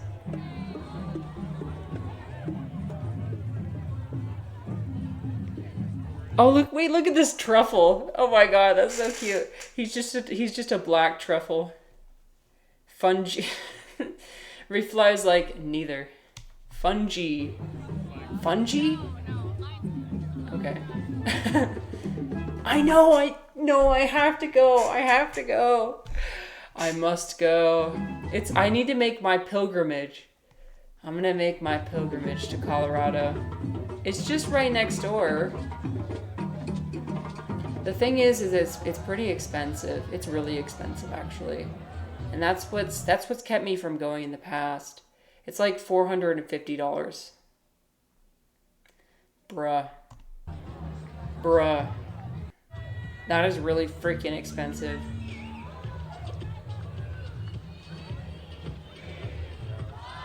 How does one get depressed living in that town? I know! It's so cool! You just party on the street. Look at this Amanita truck.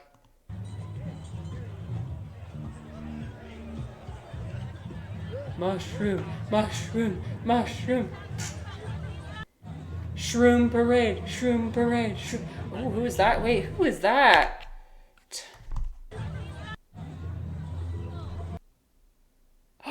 Wait, is this one of those, oh, the pink one with the ruffly? Hold on. I don't know what it's called. I think it's this one. Yo, this is like my favorite. This is one of my favorite mushrooms. I think they're so beautiful. Wrinkly peach mushroom. Look how beautiful. Oh my gosh.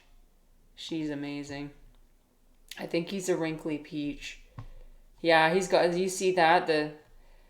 Dom asked, have you ever met anyone who thinks Jesus was a mushroom? I feel like that's a question for you, Dom. I haven't yet. But that's crazy you've heard that. That's awesome. I always love learning what you pick up from other people. I mean, you never know. It's not like you can prove that with evidence, so it's not like it can be ruled out. Maybe Jesus is a mushroom. I mean, I bet there's people in my church that actually do believe that. There's people in my church who like genuinely do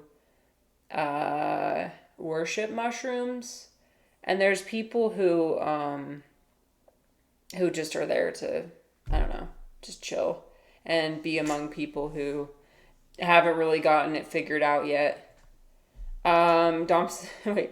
Jesus was a mushroom is a fringe, widely rejected theory popularized by John Allegro in his 1970 book, The Sacred Mushroom and the Cross. What? It proposes that Christianity originated, hello Duncan, from a fertility cult. They use psychoactive Amanita muscaria mushrooms in rituals. This theory claims Jesus was not a historical person, but a code for this fungus. Dom, those people and the Entheomegus people should talk. Those people and the Entheomagus people should talk. So Entheomagus is the documentary about how the beginnings of the Mormon Church originated from like all the people's spiritual experiences were because people took mushrooms. Holy cow, there's like a website and everything. I've seen the documentary, by the way. Duncan said, Jesus must have loved mushrooms. Makes sense. Well, the greatest lie that my parents ever told me was that the wine that Jesus, he turned water into wine. They told me that the wine that he made was actually grape juice and that they did not drink wine back then. I'm like, I believe that. I believed that until I was like 19 years old. That back in those days, they were not drinking alcoholic wine. They were just drinking grape juice. I think what is true is that it was a lower alcohol content, but it was alcoholic. Anyway, I like the artwork of this. I think it's pretty cool. Jesus is in the dream blunt rotation for sure.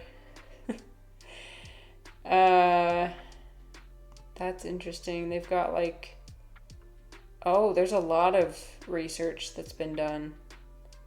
Okay, mormonsandrugs@gmail.com. If you guys have any questions, feel free to reach out here. Psychedelic origins of the history of Mormonism. So Duncan, we're investigating this mushroom festival that I just absolutely have to go to. I must go. It's in Colorado. And there's so many mushroom people. I love the costumes. This guy's so cool. I don't know if he's a death cap or what. But look at this one. I think this is the coolest one. I wonder how much that weighs. That's crazy. Look at the blue sky and look at the coloration of the mountains. That red band right under here. How could you ever be depressed if you lived here? This guy's awesome. I love mushrooms. Spore loser. Oh my gosh. You don't understand. I have to go. This would heal me. This would heal everything. All I would need to do is go to this one time, and that would be the peak experience of my life. I have to be among people who get it. These people get it. They get that mushrooms are just the answer to every problem.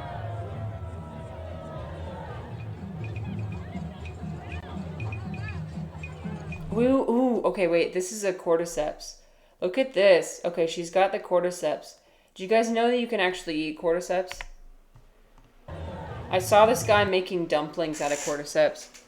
He figured out a way to farm it, which took a lot of work. Because usually it just one little sprout pops out, one little fruiting body pops out of an ant or there's a mushroom dog. And so it's really hard to cultivate, but I'm going to play that video after this, I think. We're just going to do a mushroom stream all day. But anyway, he figured out a way to cultivate it and make it so he could just eat it. High wizard population among mushroom enjoyers. See, these are the people I need to surround myself with. On Friday, we were talking about how women are the answer, and I think they're definitely a piece of the answer. I think the other piece is mushrooms. Women and mushrooms. Look at these. I love how people just create their own costumes.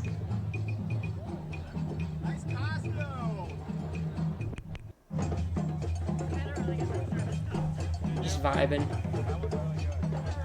This is like the drum circle except times 100. The drum circle I went to on Sunday times 1,000. People just living in the moment. Just vibing out to the music.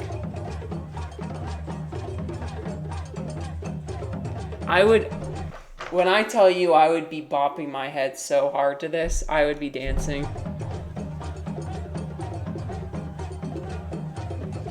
Is that Paul wait, I think that's Paul Stamets. Holy shit. By the way, I learned that I've been pronouncing his name wrong this whole time. I think that's Paul Stamets. Yo. Mushroom legend. He goes to this every year. Paul Stamets. What a guy. He just shows up in a blue t-shirt. Everybody knows who he is. He is an absolute icon. Have you ever been in a mosh? I was front row at the Big Bang concert that I went to, the K-pop concert I went to. And so I was amidst a lot of screaming girl. Ooh, who is this mushroom jester? Wow. I was like, free shrooms. Oh. Wait, free shrooms and education. You have my attention. You've captured my attention. So basically, I was 16 years old. I went to the Big Bang concert. I waited in line for like 12 hours the day of, just sat in line. And that was part of the experience, like talking to other big fans and hyping ourselves up. And then I got in the front row 4 years ago. Actually, 10 years ago. Thanks for reminding me how old I am. 10 years ago when I was 16. Fuck. Actually, 11 years. Fuck. 11 years ago. Wow. Big Bang is going to be celebrating their 20th anniversary this year. What? They're 20 years old. That's crazy. So I was front row, and like I remember just like the waves of people pushing me. We all just operated like a wave, you know? Like you don't really have control of your body anymore. You just move wherever the crowd moves. And I was being pressed up against the bar to the point where it was like actually like suffocating me almost. And they had to tell everybody to stand back, you know? At what age did you start college?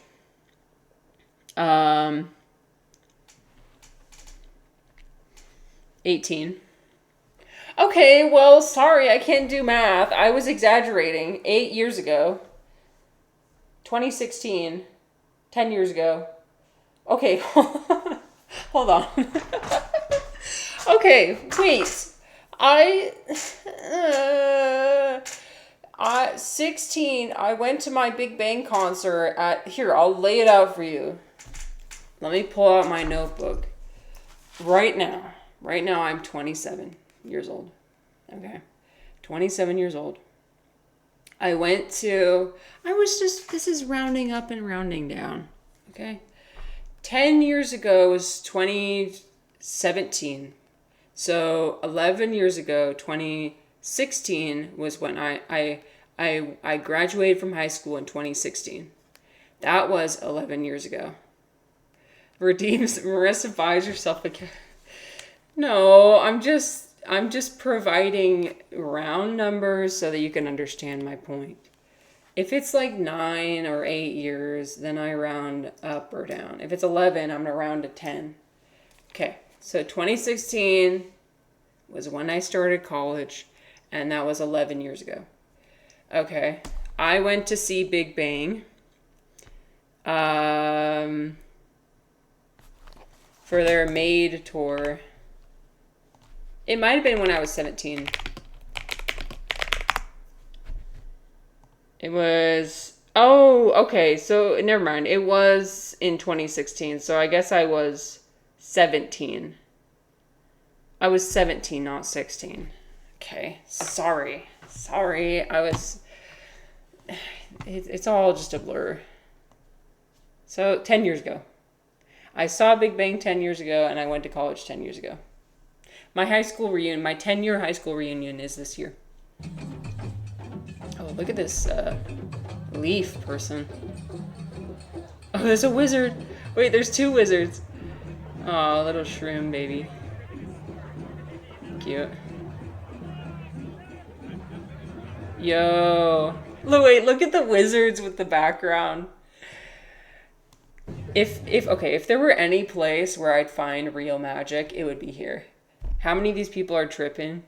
Well, I was, so Dom, I saw some footage from a different YouTube channel, and somebody was bringing out around a basket, like literally a basket full of shrooms, and just like passing them out and saying they were free. So, a lot. Probably a lot. I don't know, man. I think I'd just go sober. The thing is, like, my days of doing things, my days of going out and doing things that are already entertaining enough in themselves, and like adding on top of that, like drinking or like getting high, I think those days are over.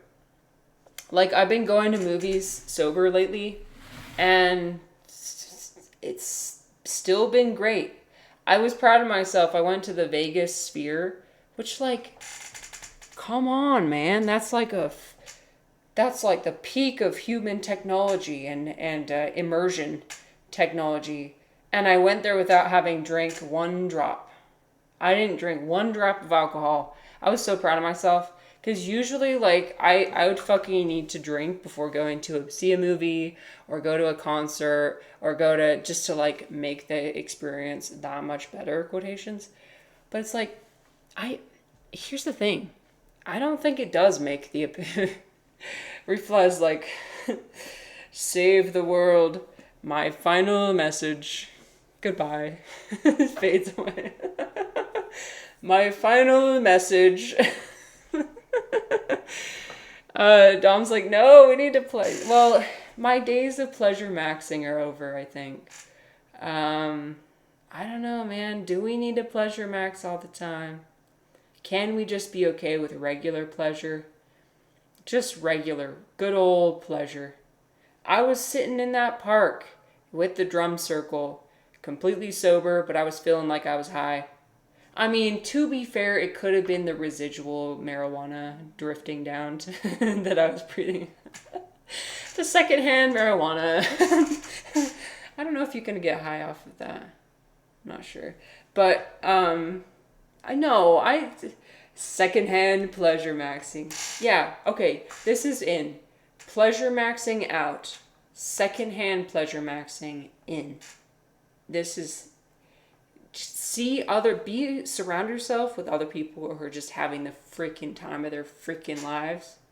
Surround yourself with people who are just so happy and living in the moment, and just feed off their energies. Just take it and go.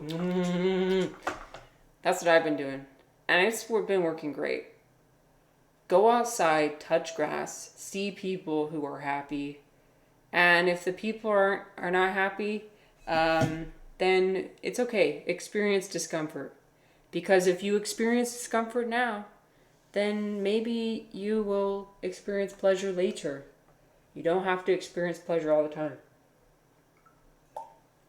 I'm saying this to myself mostly.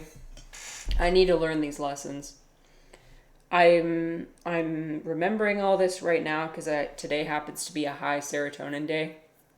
But when I have a bad day, oh, trust me, it's all gonna go out the window. I'm recording this. My final message. Wait. Okay. Joy, humor, and surprise. Oh, have we done that one yet? Okay, wait, I want to see. Alright, I'm gonna have this playing in the background. While I figure out what mushroom.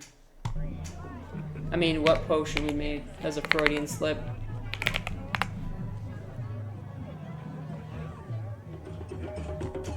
My final message. Joy, humor, and surprise. Yeah! Resist radiant. Oh, that's ironic. Potion number 35.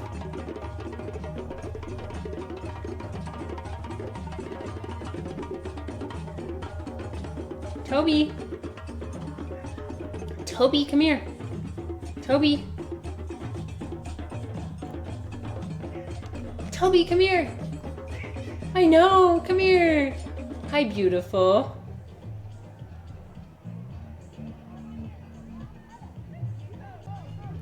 Yeah, I know. Come here. I'm trying to find my 35. Oh, look at this beautiful Amanita over here. That's more like, that's a more accurate depiction. Oh, she spent a lot of work on that. Hi, beautiful. And there's a Morel over here. Yo.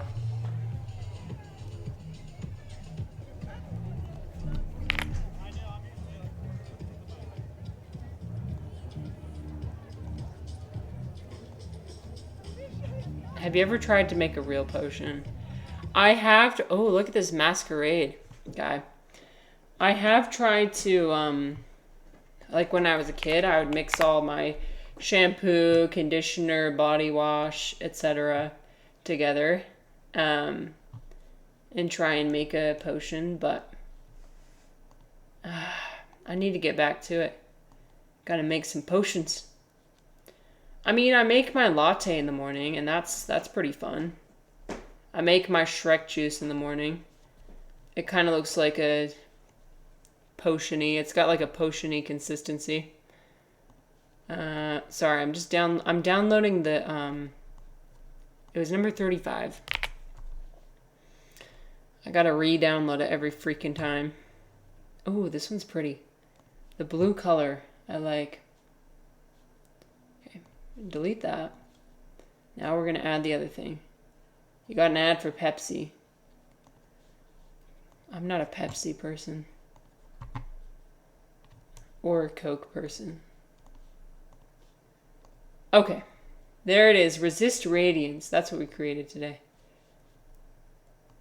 Yay! We're going to put it next to our sparkly. Actually, we're going to put it down here. Congratulations, everyone. Resist pleasure maxing. Just have regular pleasure. Hi. We love mushrooms. And Toby. Oh, look at the fuzzy top of this. That looks. I just want to go over there and touch it.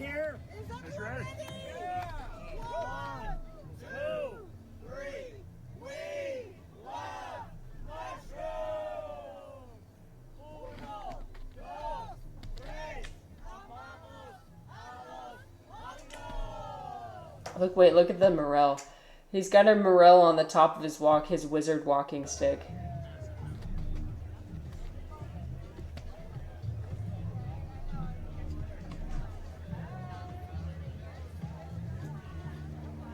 That's a potion for the shitters. Sam, we're watching the Telluride Mushroom Festival. I have to go.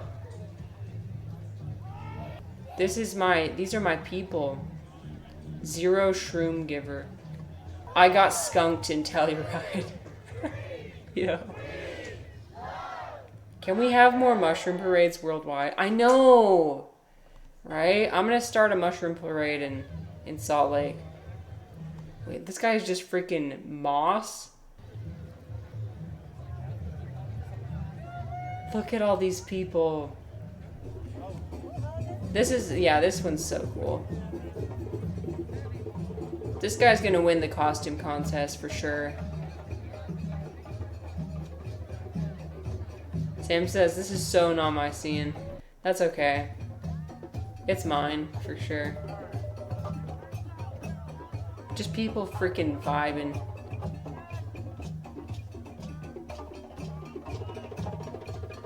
Do you not like the loud noise and the colors? I think this person's a morel mushroom. That's cool.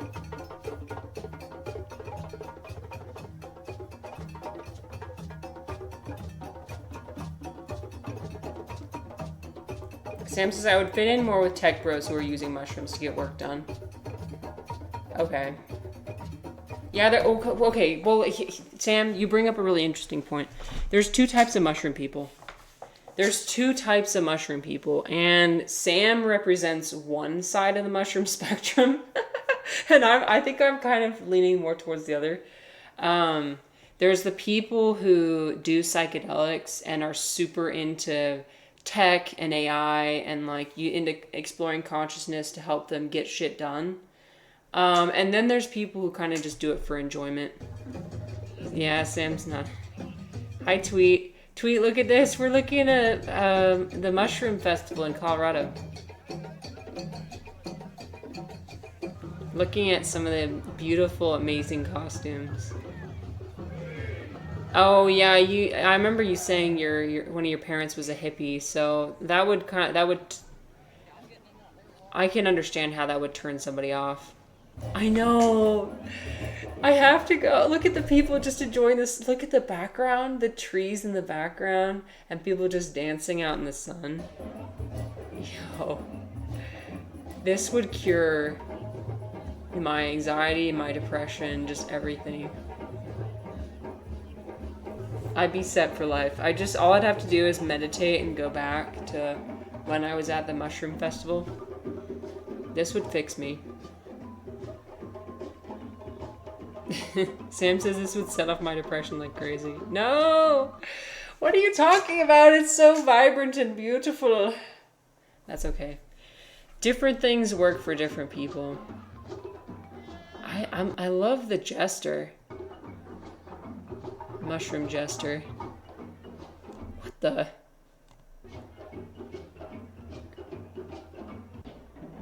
Who is that? I don't know. Wait, why are you playing it 3 times in a row? Okay, I don't know. Oh, maybe that was the camera operator. Yeah. So, new goal. This is where I'm going. Wait, I have to, Tweet, I have to show you the pink guy. Look at him in the background. So this is the wrinkly peach mushroom. I think this is my favorite one. He's so cool. It's my favorite mushroom, so. Tweet, I think I would go it as a wrinkly peach. Yeah.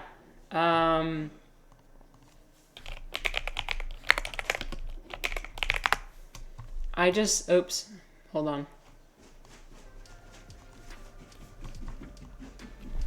I would go as this. That's what he was going as. I thought about doing a redesign of my my avatar, and I would want to have them be wrinkly peach themed. Because I've decided this is my favorite. Sam says now I want to do some mushrooms though. Sam, we actually had a community member stop by who's already partaken. I'm cultivating a mushroom community here. It's awesome. I would love to have the mushroom community on Twitch grow. I'm on a quest. To find. I'm eating the green tea leaves. There's green tea. I made tea out of it, and now I'm just like munching on it. But I want to find all the mushroom streamers there are. I want to make a mushroom community. And Sam says I'd join you for a joint stream with both of us on mushrooms. I've only been on mushrooms one time during stream. Did you guys know that? It was a microdose. So it was probably not obvious, but yeah, I did. It was when I was making a cake. Yeah, I was high that day.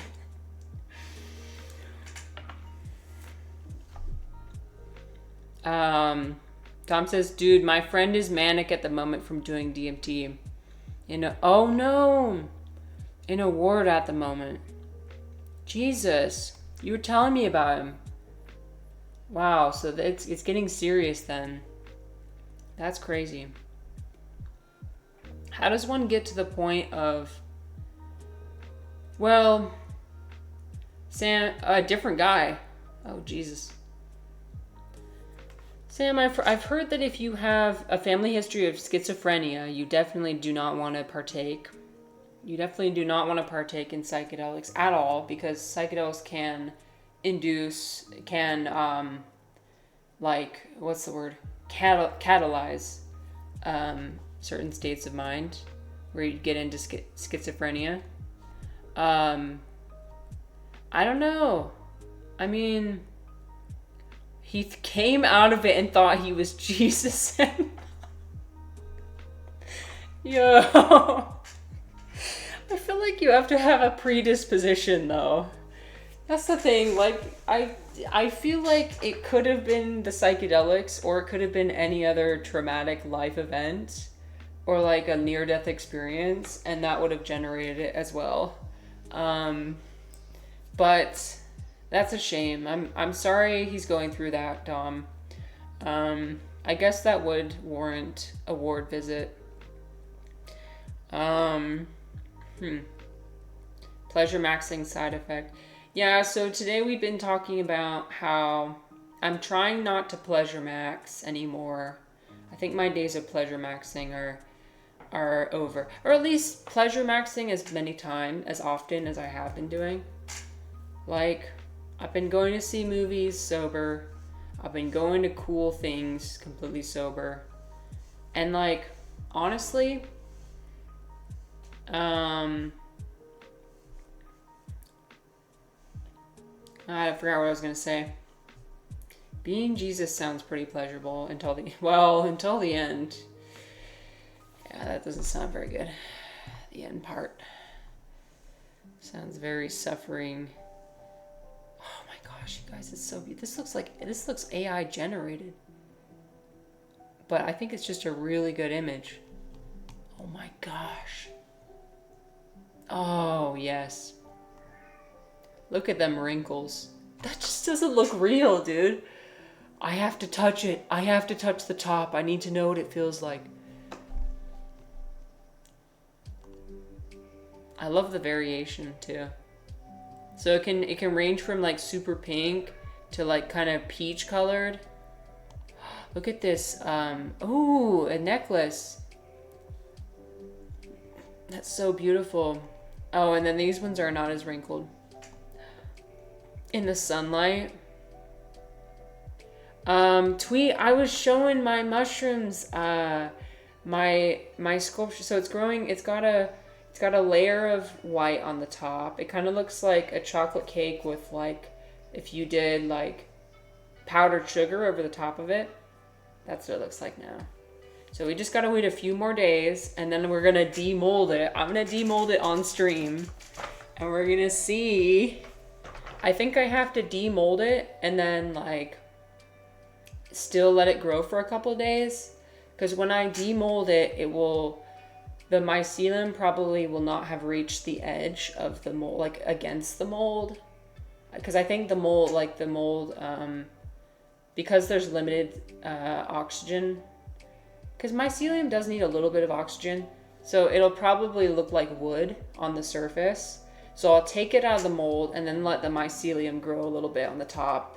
I'll have to like spray it a lot, cover it, and I'll just let it grow a tiny bit on the top. And so it'll be white all over. That's what I want. I want it to be all white. And then I think I'm going to freeze it, because I heard that freezing it has less likely of it to turn yellow. I don't want it to turn yellow to get stressed out when I dry it, because then I'm going to put it in the oven and dry it. Reflex said, what would hurt the most, the nails in your hands or your feet?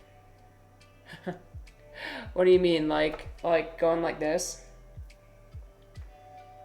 I left a mark on somebody's arm one time from from my nails. It lasted for like a couple weeks. I was like grabbing onto their arm and like, oh, Jesus, his nails. Oh, I thought we were talking about the nails from earlier. Earlier we were talking about, I just had to make it about me. I don't know.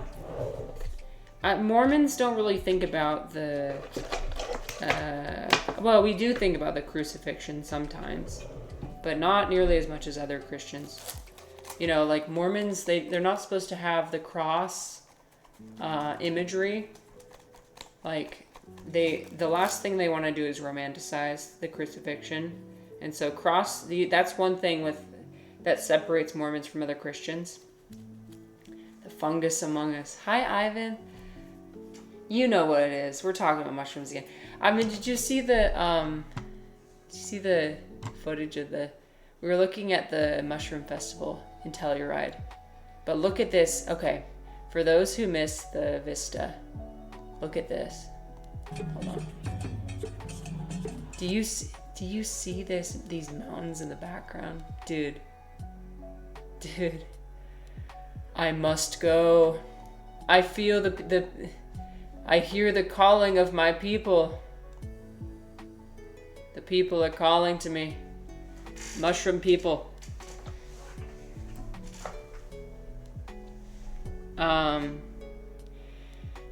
Well, yeah. I don't know. I've seen them already, I guess. We do. I can look outside and see mountains out there. There's like mountains over here in the background. But they're not like, they don't have this much forest. I mean, if you drive into the mountains, then you'll see some forest, but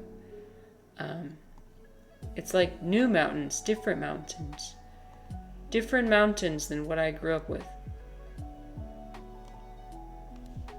Oh, so beautiful.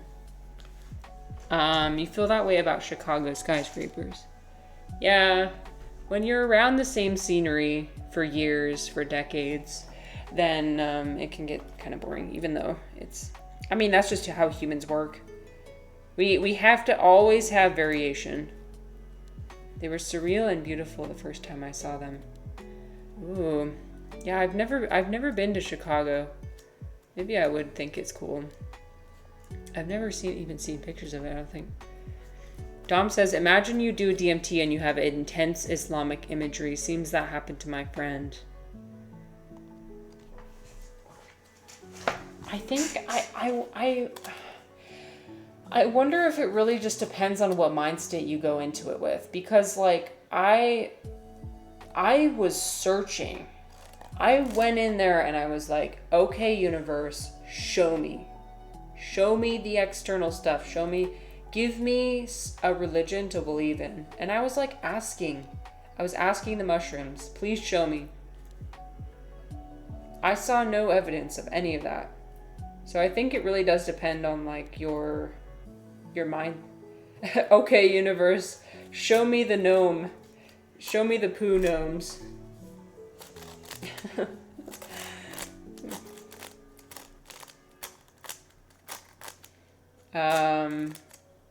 There were no skyscrapers in London when I moved to Chicago.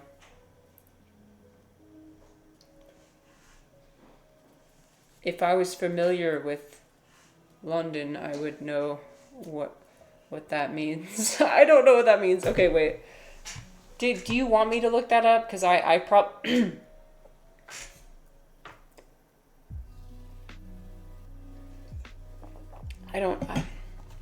don't want to make anybody feel old.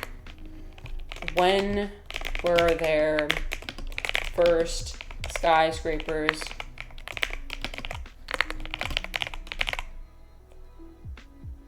It means skyscrapers were novel to me when I got here. Oh, okay. I thought you were using that as a reference to the time period in which you came. Okay. We don't need to know that information. Plus, if I look that information up, I will instantly forget it. Refly, that reminds me.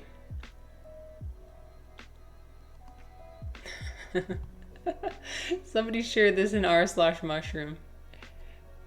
Just being overtaken. The gnomes got to him. The mushrooms overtook the gnome village.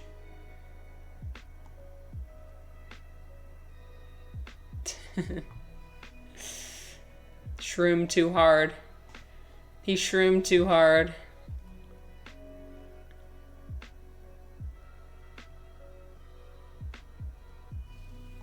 That's crazy.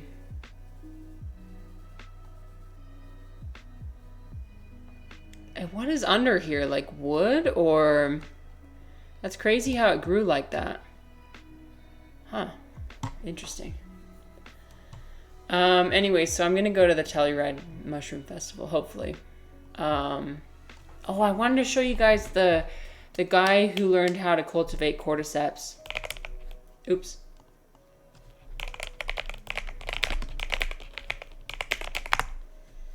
Anyways, for those who newly came in, I hope you had a fantastic weekend. Look at this, how to cultivate cordyceps. So this person, William Padilla Brown, is like expert mushroom grower, and he cultivated. Look how gnarly looking this is.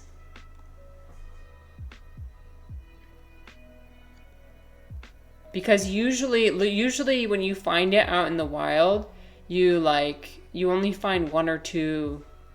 It's really hard to cultivate. Oh, I thought he had, here, we'll see this. Let me see if there's like footage of him going out and finding it in the woods.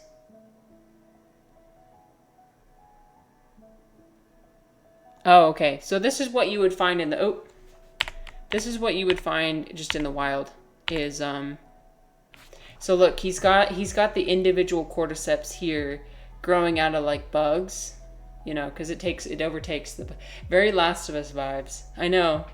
So it usually only grows one little head out of the bug. But he's got it so that he can just grow it like this and then make food out of it. Oops. I didn't mean to mute that. The whole process. These are mushrooms that haven't really been grown that much historically. I was actually one of the first people in the United States to figure out how to grow these. We have our cordyceps here in a couple different forms. Some fully fruited and ready to harvest. And we have them in their wild form over here. So this is kind of where it starts for us in the process. You see that? Every summer, I go out into the wild and I find cordyceps growing on their insect hosts. Here in Pennsylvania, we find them growing on a couple different species of moth pupa. Occasionally, we'll find them growing on the caterpillars or the moth larvae. And whenever the insect is maybe sick or there's some sort of issue in the environment, because it doesn't always happen, the mushroom will take over the insect and put it in a prime position for the mushroom to grow out and release its spores into the environment. I'll bring it into my lab. So he cultivated it on agar plates, and so that he could, yeah, the Cheeto mushroom. It kind of does look like Cheetos, doesn't it? That's awesome. Wait, I want to see more footage of the Cheetos. In here is where we experiment with cordyceps mushrooms. She's been coming in and out. Different laboratories, but specifically for medicinal production. Look at that. Yeah, it looks like if you touch it, it would just leave the Cheeto dust on your fingers. Forbidden Cheetos. So not for high yield. Well, you can eat these. Or anything like he that. made some dumplings out of them. Playing around with this tent and thinking about all of. Look at the. That's so cool. The pigmentation of this is crazy. The people that may benefit down the line from what we learn in here. It's also got some great medicinal properties from what I've heard. Okay, look, he's making dumplings out of them. So he's adding some oyster mushrooms. Simple mushroom scrambled eggs, which is like scrambled eggs. Sorry, not people that don't like the texture of mushrooms. This is my favorite thing to get them introduced into mushrooms. We'll see mushrooms like pleurotus mushrooms or oyster mushrooms have cholesterol-reducing statins in them. If you mix the cap with the stems for a lot of mushrooms, the texture's different, in the cap and the stem. So some bites will have a different chew to them, which kind of throws certain people off. And the stems can always be saved for mushrooms. I'm gonna eat these fresh. You wanna make a soup stock? These are great for soup stocks, but just keep in mind that they will absorb some water or hold on to some water. That's a huge knife. It's important to cook the water out. The onions are properly cut whenever your eyes start to cry. So before we get the pan pro on, tip, put your onion in the fridge for like an hour before you plan to use it. Or if you're like me, just store your onions in the fridge. You might yell at me for that, but hey, my eyes never water. So who's smart now? oily, I'm gonna go ahead and put the mushrooms in there. I never And have the my reason I eyes. don't I've add never oil at one first time is had my eyes because water oil when cutting doesn't mix with water. onions. And if you coat the mushrooms in oil, it's going to make the water I know you're stay not in supposed to keep them in the mushrooms, fridge, and but- this will lead to a soggy texture with your final mushroom product. Put it in a non-stick pan so I can get these eggs Ooh. good. Delicious.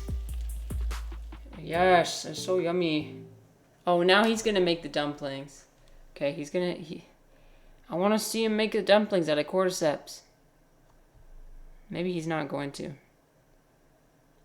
Come on, show me. It validated me to the public, and after that, I got a lot more work. The mushrooms are we got the king burning. oysters, we got the No, they're cordyceps, just and we're gonna make some shriveled. dumplings. And I do not wash my mushrooms unless they are dirty. But for the most part, mushrooms come pretty clean. We don't need a lot of it because cordyceps, a little goes a long way. I wonder what it tastes like. There's ginger in there, some garlic. Shouldn't watch this on an empty onions, stomach. Oh a no, little scoop yeah. of this ginger tamarind herbal jam. This is crazy. Some Look at all local these fillings. hemp oil from here in Pennsylvania, and a little bit squeeze of half a lime in there. Yeah, cordyceps tastes like a mild, like. He's having like the world's only cordyceps dump. Like people do not eat cordyceps. Like I don't know of anywhere. He's probably like one of the only people who's ever eaten cordyceps. I mean, it's probably been. He said he's one of the first people in the U.S. to learn how to grow cordyceps on like a wider scale, and I'm sure a lot of people have learned from his methods since then. But yeah, he's like one of the only people who've eaten it. Cheese, yeasty, nutritional. It's like super rare dumpling. King oysters, more of like a scallop kind of texture. My goal in life is to eat cordyceps at least once. Fresh, sweet mushroom kind of flavor. Each individual mushroom is toting its own health benefits. We'll see Delicious. mushrooms like the cordyceps help us to get more oxygen into our body. It's good for respiratory health and it's good for energy production. It's also an aphrodisiac. They've been called the Tibetan Viagra. Tibetan Viagra. So many bright flavors. Those mushrooms, if you gave that to somebody and told them it was pork or shrimp, they wouldn't be able to tell the difference. So good. The advice that I would give to people that don't have access to affordable and healthy food is to grow your own. Start small, get a feel for the life that you're trying to develop a relationship with. I mean, develop a dialogue just with the eats the organisms that you're trying chicken. to work with, whether it's a tomato or whether it's oyster mushroom or whatever.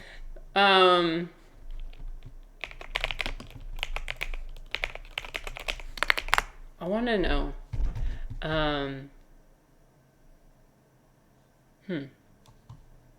Cordyceps.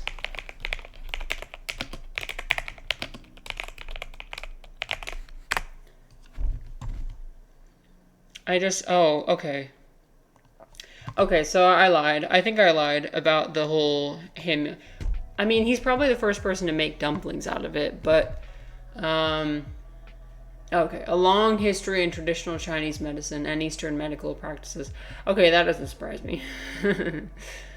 Yeah, Chinese people figured out how to eat almost any herb.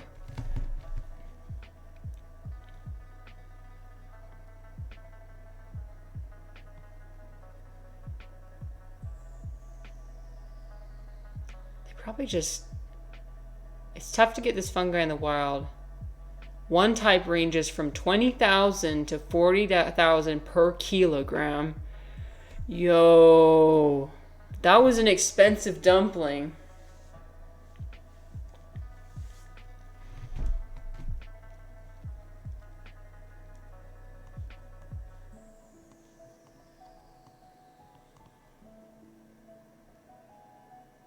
There's more than 750 species of cordyceps. Jesus.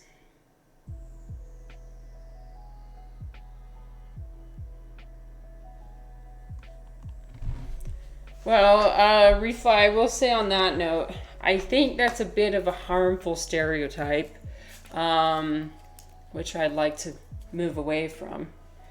I will say, though, with herbal medicine, they're very good at extracting, finding out all the health benefits of taking these plants. Delay aging, reduce inflammation. I mean, look at all these. Boost immunity, improve kidney health, stabilize blood sugar levels, aphrodisiac. Wow. Wait, so there's dangers. It may cause upset stomach. Well, so you may have, whenever you're trying a new mushroom, you should only eat a little bit of it, especially if it's like a wild mushroom of some kind, because different people have different sensitivities to, you might be sensitive to one type of mushroom, and like not have any allergies to anything.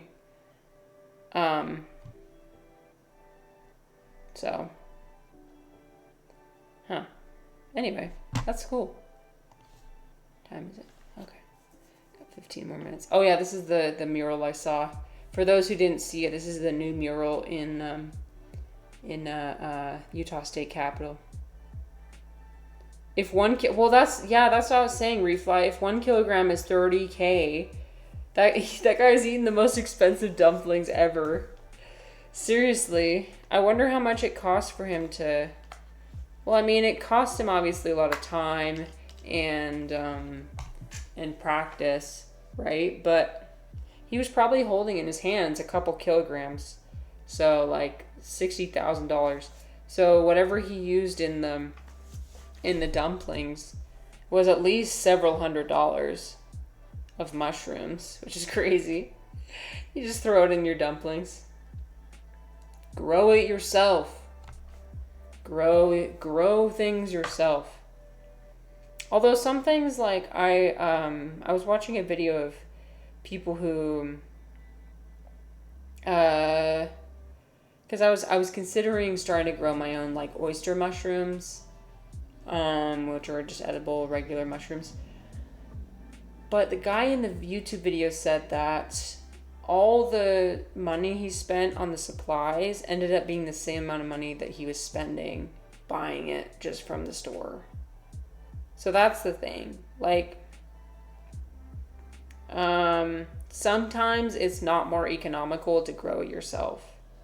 In the case of cordyceps, it definitely is. But it requires, obviously, a lot of scientific knowledge.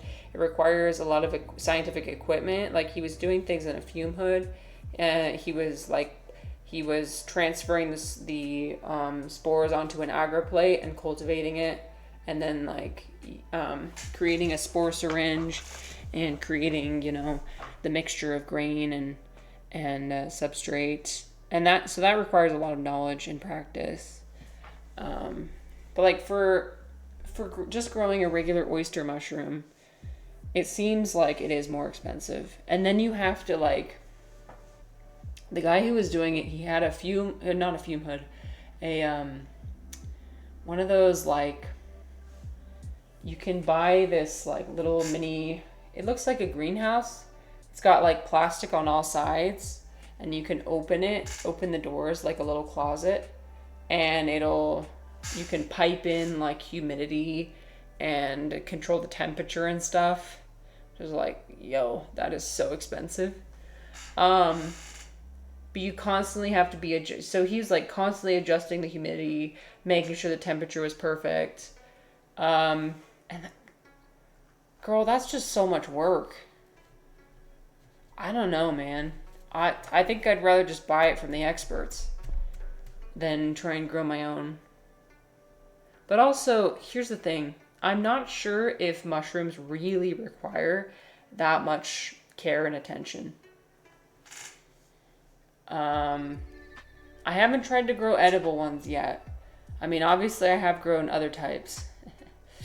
And I had one batch that I lost due to contamination, but that wasn't my fault. It was the one that I had my husband do for me while I was away in China. So it wasn't my fault. All the mushrooms I've grown myself, I've never had any issues with contamination. Knock on wood. I really don't want my stuff to get contaminated. But yeah. So I think that was all I wanted to talk about today. Just mushroom. There were two other things I wanted to kind of briefly touch on. I don't know if I talked about this already. The Shia LaBeouf. Did I talk about it? I don't know. Sometimes I feel like I talk about things in my head. Like I rehearse what I'm going to talk about on stream in my head. Then I don't actually do it. I just imagine myself doing it. And then I imagine what everybody's going to say. Tweet says I'm not a fan of him. Well, yeah, he's, I'm not loving what he's doing these days.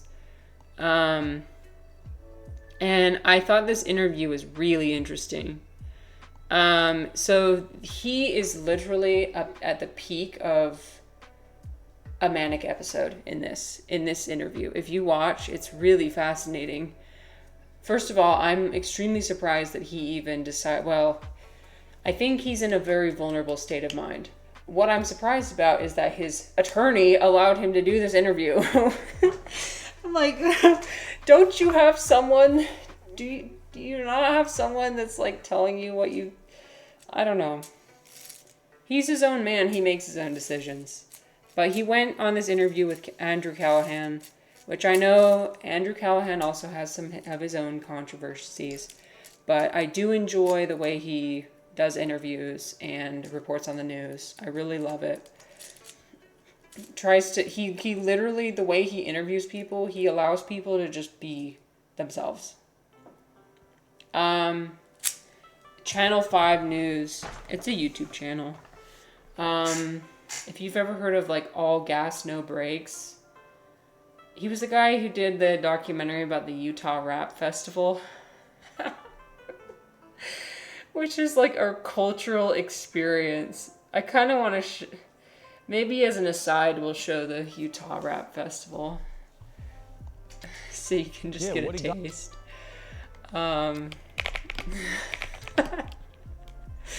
This whole video from start to finish is just a ride. It's an absolute ride.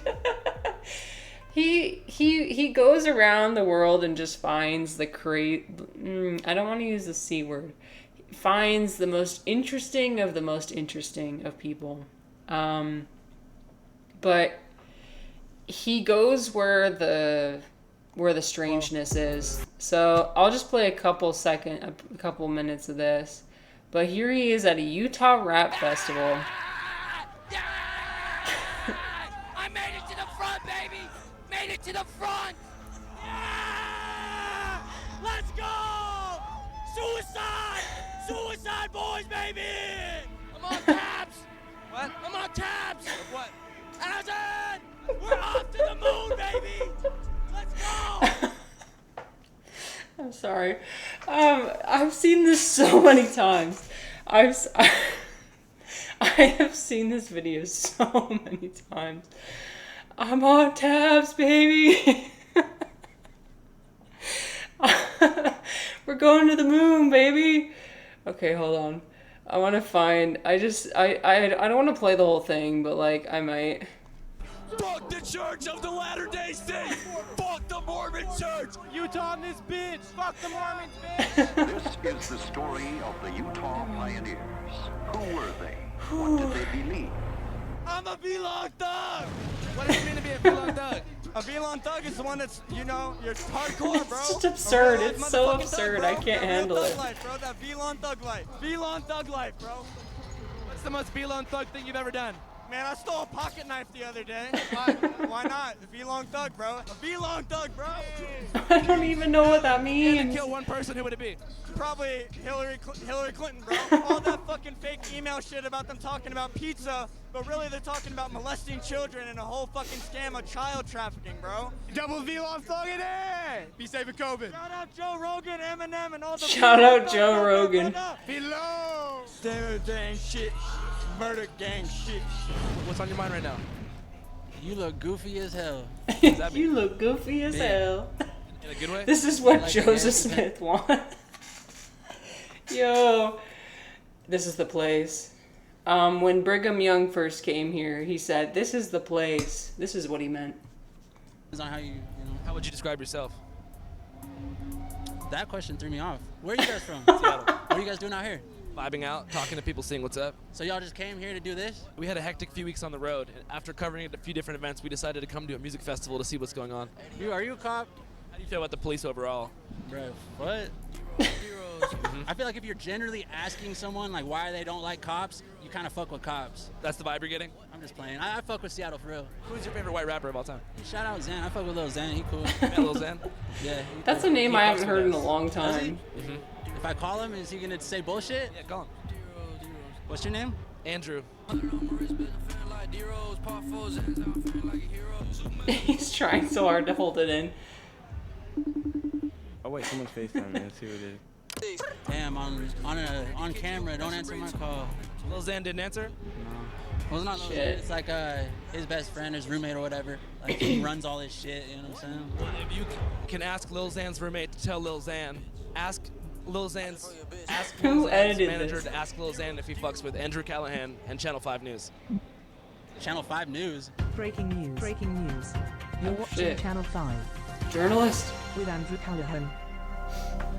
Anyway, so he goes to like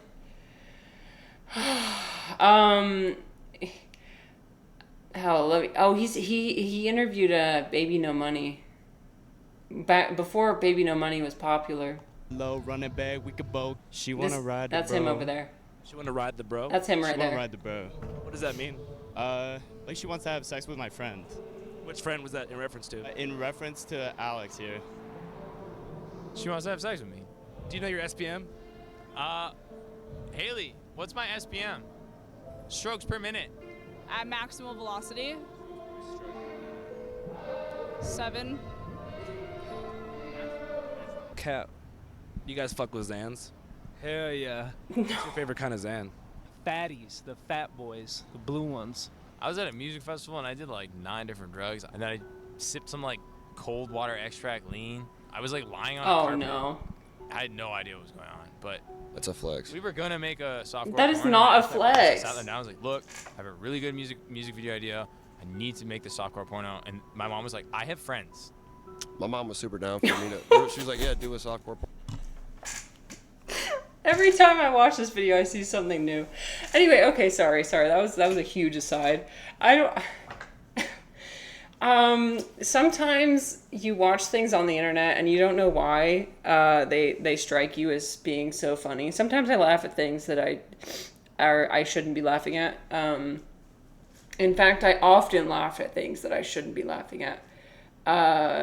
For example, when I was watching Shen Yun, I went to go see the Shen Yun performance. Have any of you guys seen Shen Yun? You guys should see it, Shen Yun. But like they were starting and the starting music was happening, and in anticipation of the show, I just started like laughing so hard that I was crying, and I felt to the point where I was getting embarrassed. Well, I was embarrassing my husband. Because I was just laughing so fucking hard, and he just could not for the life of him understand why I was laughing so hard. I think it's many different things. Do you guys ever laugh at situations where you're not supposed to? My friend told me the other day that she knew somebody who like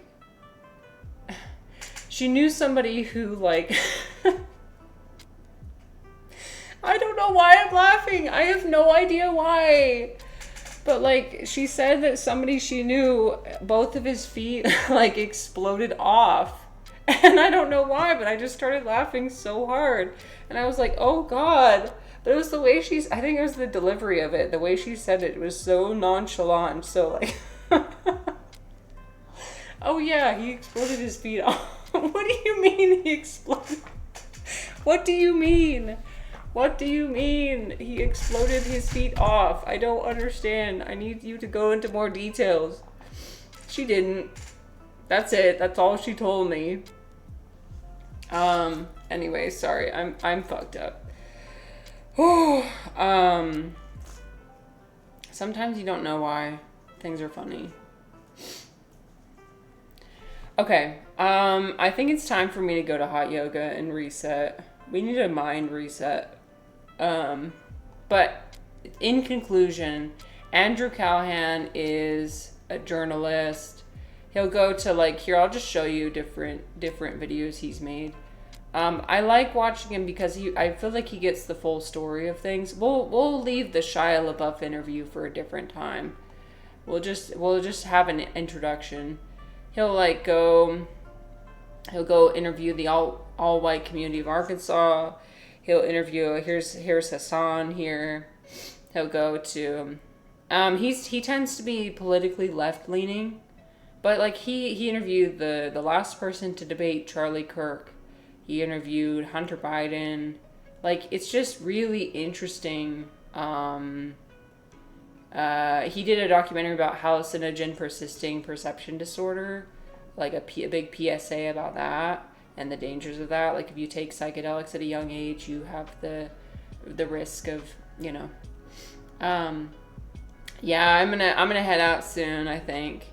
Thank you guys all for being here and sticking with me.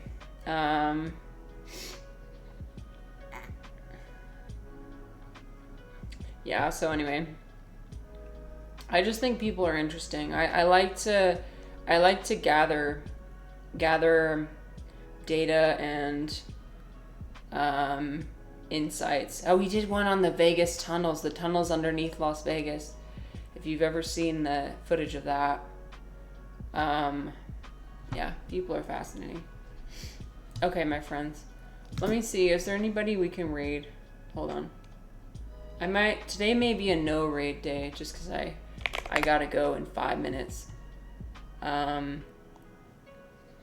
Yeah, I gotta go. Okay. I'll see you next time. Sending love to all of you. Thanks for spending time with me once again. Much love.